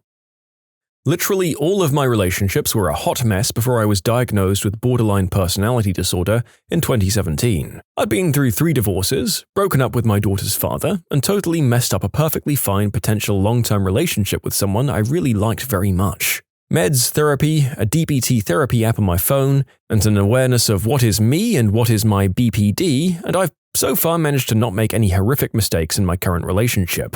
He's amazing, and I'm pretty motivated to spend the rest of my life with him. What helps me the most, other than meds, has been learning to self-soothe. I can't stress that enough. If I feel afraid of being abandoned, I can't put that off on him, other than maybe ask for a bit of extra reassurance. I had to learn to give myself positive self-talk and to learn and practice grounding and coping skills. He's there to support me and accept me, not fix me or be a punching bag for my insecurities. Diagnosed with narcissistic personality disorder a good while ago, it hasn't prevented me from having good relationships with people. I'm fairly charismatic and likable. I realize saying that is a bit on the nose, but genuinely I don't believe that it's ever been the reason for any of my relationships ending. At my therapist's behests, I do make sure to tell anyone that I get into a serious relationship with that, yes, I've been diagnosed, and these are some behaviors that you should watch out for. I'm manipulative, and it's hard not to be. You figure out how people are going to react to things in the course of normal interaction, and once you know that, how do you not press the buttons that get the reactions you want? Sometimes it can be a hurdle, having a partner watching for manipulative behavior, even when there isn't any, and I really have to try and understand my partner's emotions. But aside from that, I've had plenty of good relationships since being diagnosed. Did your bully thrive or crash after they left school? She did an insane amount of growing up during college, including having to uproot her whole life to care for her family after her mum died suddenly. She reached out to me and others I know personally and directly addressed the bullying. We went out to lunch, she bought, and she was incredibly honest, apologizing and acknowledging what she did and why it was wrong. She's now running a successful animal rescue organization with her long-term boyfriend, and I wish her nothing but happiness. Went to college, got into smack, lost his scholarship, and got kicked out. Last I saw, he's working construction and is making duck faces on his profile picture on Facebook. He drove drunk, got in a wreck, and is now paralyzed from the waist down. He's still a bully, but now he's an online bully. The accident seems to have made him feel even more justified in being a prick. One is long dead from a substance deal gone bad, another is a big-bellied deputy sheriff who was kicked off the force after decades of questionable behavior. In jail for attacking his girlfriend. Thankfully, she survived. The boy bully married the girl bully. They had a kid and then divorced. Shocking. Mine too, except for the divorce part. I hope mine raised their kid to be nicer to weirdos than they ever were. He's in Leavenworth serving a life sentence for murder. No one was surprised when they found this out. I'm going to be honest, I'm a bit disturbed by how many bullies apparently went on to kill people. Same thing for my middle school bully. Currently in jail for a murder at a substance deal gone wrong. He was the driver but still caught the murder charge. It was crazy. I saw an article about how someone my exact age from my hometown was arrested for murder and made a joke about how I probably knew them. It was my middle school bully. He was killed shortly after being released from prison. He apparently had a beef with someone and went to their house with a piece. He kicked in their front door and was immediately shot and killed. There you go, kids. The mentality of using force to get what you want, even if you get away with it a bit in school, just isn't worth it in the long run. 4 of our 9 stories are about these people going to prison and sometimes not making it to their 30s because of this way of thinking. He died the summer after graduating high school, mixed too many substances and booze at a party. Very sad for his younger brother, who was a great person despite his brother. I kid you not, we had a 5-foot-tall bully in our school. He gained favor with some of the bigger bullies, and I suppose that afforded him carte blanche to act like them. Anyways, a few short years after high school, he messed with the wrong guy at a party, and they followed him home and shot him dead on his mum's front lawn. Not to the same extent, but there was someone like that at my school. Short little dude who got a big man complex because of the bigger bullies he rolled with. At an after-grad party, he got jumped, and someone took a metal rod and branded his leg after they dipped the rod in the fire. After that incident, he works for a non-profit for kids with troublesome home situations. Makes me wonder what he had going on behind the scenes. His father was caught stealing millions from the community. Dad was a wealth manager, and all his clients were friends and neighbors in a sort of small town. The family was really put through the ringer of embarrassment, and the bully was a wreck for a long time. I guess he realized all the wealth and arrogance that he grew up with was stolen from everyone he knew. I saw him years later, and it was like seeing a different person. He had changed his name, walked differently, and held himself with a different posture. We spoke for a few minutes, and it was almost like he was genuinely interested in me. He didn't go out and say sorry for what he'd done, but it seemed like he wanted to, but thought it would be tacky. Maybe I'm reading too much into that interaction, but it was a little weird. It was like he'd been forcing himself to be an actual nice guy. The kid who used to beat me up every day in 3rd grade, I heard crashed a motorcycle and lost both his testes. So he's got that going for him, which isn't nice. He now owns his father's huge, massively lucrative construction company, which is exactly what he said he was going to do, and also let us know how much richer he was going to be than any of us. So yeah, it sucks because it came true. Mine became a professional football player in the NFL. I get to watch him on TV now. Frick. My bully from elementary school through high school served prison time for embezzlement.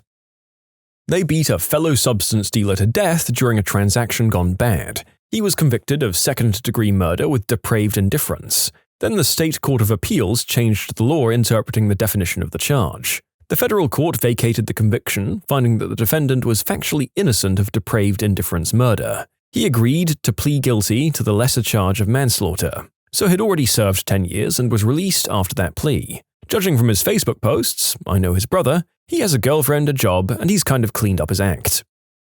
I saw him rush the field at an NFL game and get arrested. Good times. Prison for killing people by lighting a diner on fire. Back in the late 70s and early 80s. Just read it in the paper to no surprise. I think he set it on fire after hours just as arson, but didn't know some staff were trapped in the kitchen. Found out after he got out of jail years later in Pennsylvania, and is now in California in prison, but not sure of the crime. Opened a really stupid store in an overpriced mall in the 90s. Lost a crap ton of cash and then Control-Alt-Deleted himself. After years and years of being bullied in middle and high school by one particular guy, I took my dad's lawnmower in to get it serviced, and look who we have here. Good old racist F-boy Sean walks up to the counter covered in dirt and oil and sweat. He immediately knew who I was. Funny thing is, I'd hated this guy for so long. I even had a vision of snatching him by his shirt over the counter and beating his face into the ground. I was a skinny skater punk now. Nothing was said between us during that interaction other than the services I needed. When I went to go pick up the lawnmower a week later, he asked me to step outside. In my mind, I'm thinking, this is it. I'm going to pummel this guy. He lit up a cigarette and for about 15 minutes apologized for how he treated me in middle school and high school. He told me about how he was brought up and how he was never as tough as he made out. After high school, he went to the military and was forced to work with other races. He even explained that his hatred towards people that weren't white faded away because of the Marines. He said he'd been screwed over more by his own race now than others, and started to think about his ideology. He's a humble guy now, with regrets, but he's man enough to admit his faults. We shook hands and even hugged. I haven't seen him in about 10 years, but if I do see him again, I'll still shake his hand. For whatever fricking reason, he asked me out a few years after graduation. That guy bullied me. I had this happen to a friend. She ran into our mutual bully at a party in college. He was hitting on her and she was ignoring him. She finally told him to F off using his name. Apparently, he was shocked to realize she knew him. She apparently asked him why he thought she'd ever be interested in hooking up with someone who bullied her so much back in grade school. Apparently, his response was something like, "Wow, I was such a jerk back then." They murdered someone and are now in prison. She became an influencer and has tons of followers because people think she's really funny because of how stupid she is. She kinda has a Paris Hilton persona going on, very rich spoiled girl pretending to be stupid and knowing nothing about the world. It's not surprising to me at all that high school bullies can be good as influencers. They live for their crowd's validation, and now with the internet they can have much more than their local crowds. Mine is now some sort of spiritual guru. So judging by how many of these bullies just continue to not learn anything and keep to their exploitative ways, there's a fairly good chance that this is a grift rather than genuine spiritual reform, right? I mean, they could have had a revelation, but I'd be uneasy seeing a former bully in a position of power like this. My middle school bully from my class got hit by a car and didn't go to school for a whole year, then he skipped school for the next year, literally the entire year. Then he finally got expelled and I never saw him or heard anything about him from then on. He's on Facebook constantly crying about how unfair life has been to him. He also said he won't go to our 10-year high school reunion because he was bullied by the buttholes that are now organizing the reunion. When I commented and reminded him of how he bullied me, he just said, "At least I didn't make you as sad as they made me." Completely delusional. I kinda feel bad for him. The autistic kid beat him in Spanish class within an inch of his life, flipped over the desk, picked the guy's body up and slammed him kidneys first onto one of the legs. Johnny was just your normal, happy-go-lucky video game fan. We went to see the original Mortal Kombat movie in theaters when it came out. It was my second movie-going experience ever. I was just a newly transplanted immigrant and Johnny was the only kid who didn't pick on me. He was cool. Johnny was heavy-set with glasses. Juan was in a gang. Real cholo-looking dude. He and his friends were terrors on the school. In retrospect, I'm sure Juan had a terrible upbringing because he took it out on everyone around him. For months, he kept picking on Johnny. Months. Juan was a scary guy, and I'd gotten into my share of scraps, but I wanted no part of it with him. This behavior went unchecked. Juan broke John's glasses, and it was just persistent. I don't remember all of it, other than Johnny just becoming more and more reclusive with time, and he was always bruised in some way, shape, or form. One day in Spanish class, Juan said something to Johnny about his mum. This was before the bell rang for class to start. That was the final straw. I remember John letting out this guttural, primal scream and lunging from his desk towards Juan. Johnny began hammer-fisting Juan all over the head, his shoulders, and arms. Like frickin' Goro would in Mortal Kombat. Just unleashing everything he had on this jerk gang kid. There came a point where Juan looked out of it, like a limp noodle, and that was when John, still possessed by his unrelenting rage, flipped the desk over and underhand flipped and body-slammed Juan onto one of the legs of the desk.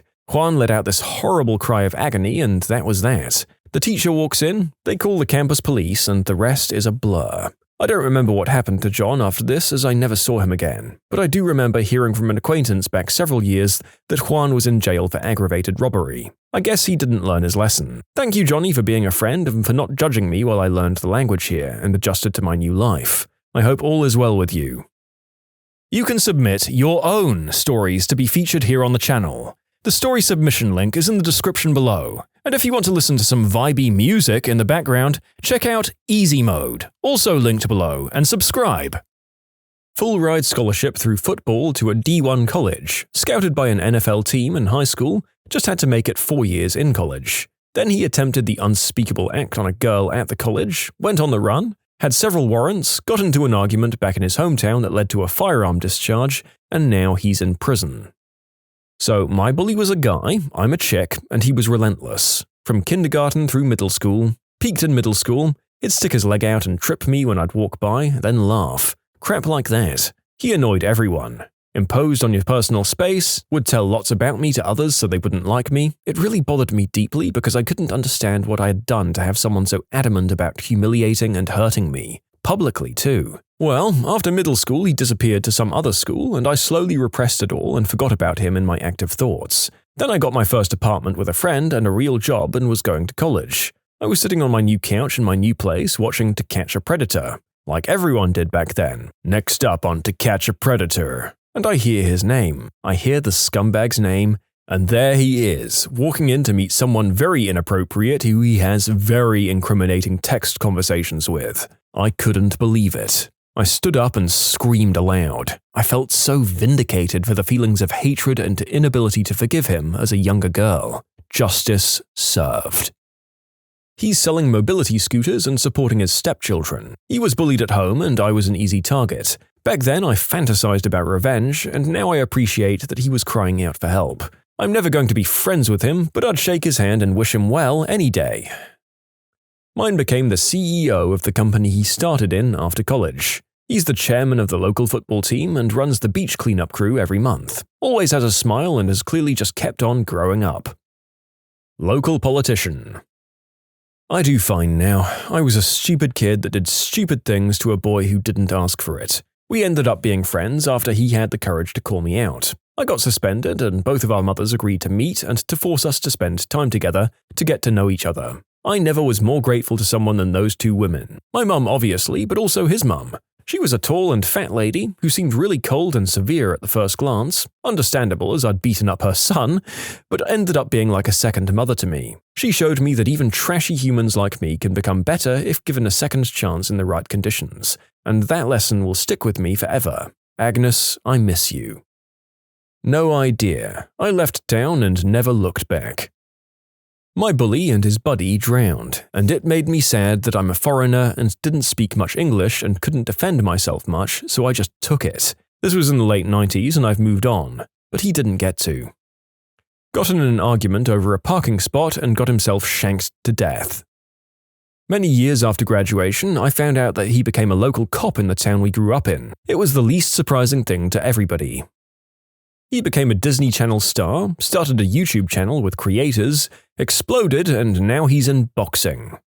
Wait, Jake Paul? Yes, I did have to Google this commenter's sentence to get to the Wikipedia page, but that's at least a big name that I recognize. Well, if he's like any of the other child stars, he's statistically probably kind of unhappy, so you have your karma right there. My bully died from his substance addiction. Don't be a bully, get help in your area. If you go somewhere and they don't seem helpful, find another organization or walk into an emergency department and ask for help. There are good people out there working towards pro-social means. Don't give up. I saw him walking in front of my family's house, certain he was passing by, while I was playing with my daughter and her cousins. He gave me a little wave and I thought I'd just wave back just to be nice. He messaged me later on Facebook and said he's glad I'm doing better than him. Long story short, he told me his ex-wife and he are having a serious custody battle with their kid and recently got a DUI, which got him into a deeper hole. He basically said don't end up like him. As much as I hope he gets better, karma really is a witch. Not necessarily my bully, but this one kid at my school made everyone's lives miserable. He was an absolute bag of crap. Hadn't heard anything about him for years until I flicked on a Guy Ritchie film, and he was in it. Turns out he's now gone on to be a semi-successful actor. I actually hold no resentment because the kid was pretty messed up, his mum was dead and his father was this bullying alcoholic. So fair play to him for breaking the mold. He became good and now we are not beefing. He coasts on daddy's cash and is now one of the not too rich but still rich D-bags, revving a generic 2013 BMW M320 on all his Instagram stories. Became the president of a small Christian college. The worst one I've ever met in my life never exactly had his own comeuppance. His father was wealthy from being the assistant harbour master in one of the largest fishing communities in the country, so he never exactly had to work. From what I've heard, he lives off his family's wealth while being a hobbyist photographer. His parents did get divorced and his substance-addicted mother passed away. Another little monster who was a year older than me died at 21, when he fell off a 200-foot cliff while hunting with his girlfriend's family. This other kid who tormented me non-stop at Boy Scout camp enlisted in the army. He was injured and is now partially paralyzed, living a secluded lifestyle under his family's watch. The Boy Scout bully's close friend, who was very antagonistic, was busted 4 years ago during an FBI dark web sting operation for trafficking substances. He's awaiting sentencing. He ended up being my direct manager at a serving job, and to be honest, he was one of the best managers I've ever had. Well, I saw this question, so I just looked him up. He makes YouTube videos for work in the vein of Andrew Tate. He has 212 subscribers and lives in his mum's house. I recognized it from the videos. You know what? I don't care enough about them to keep tabs. I've grown into a healthier person than I used to be, and I like the distance between us.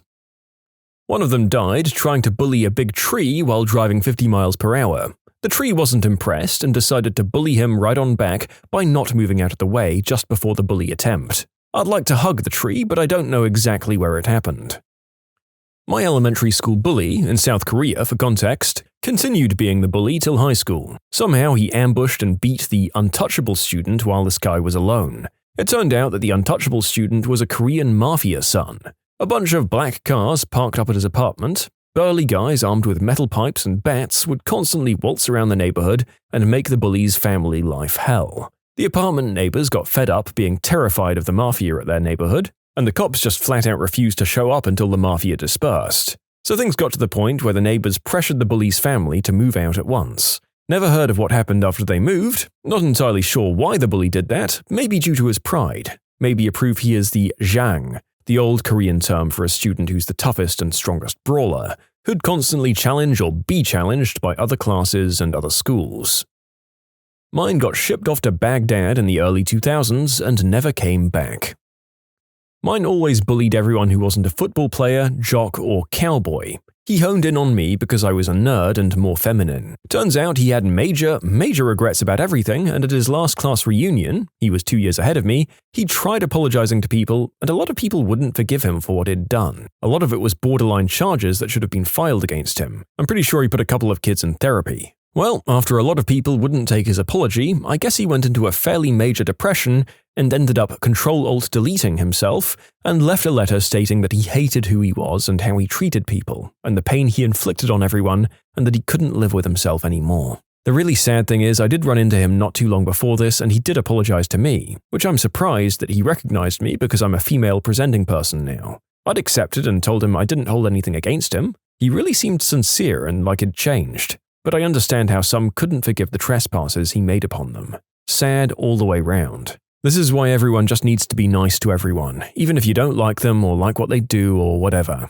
These stories always end in unnecessary sadness or the end of a life.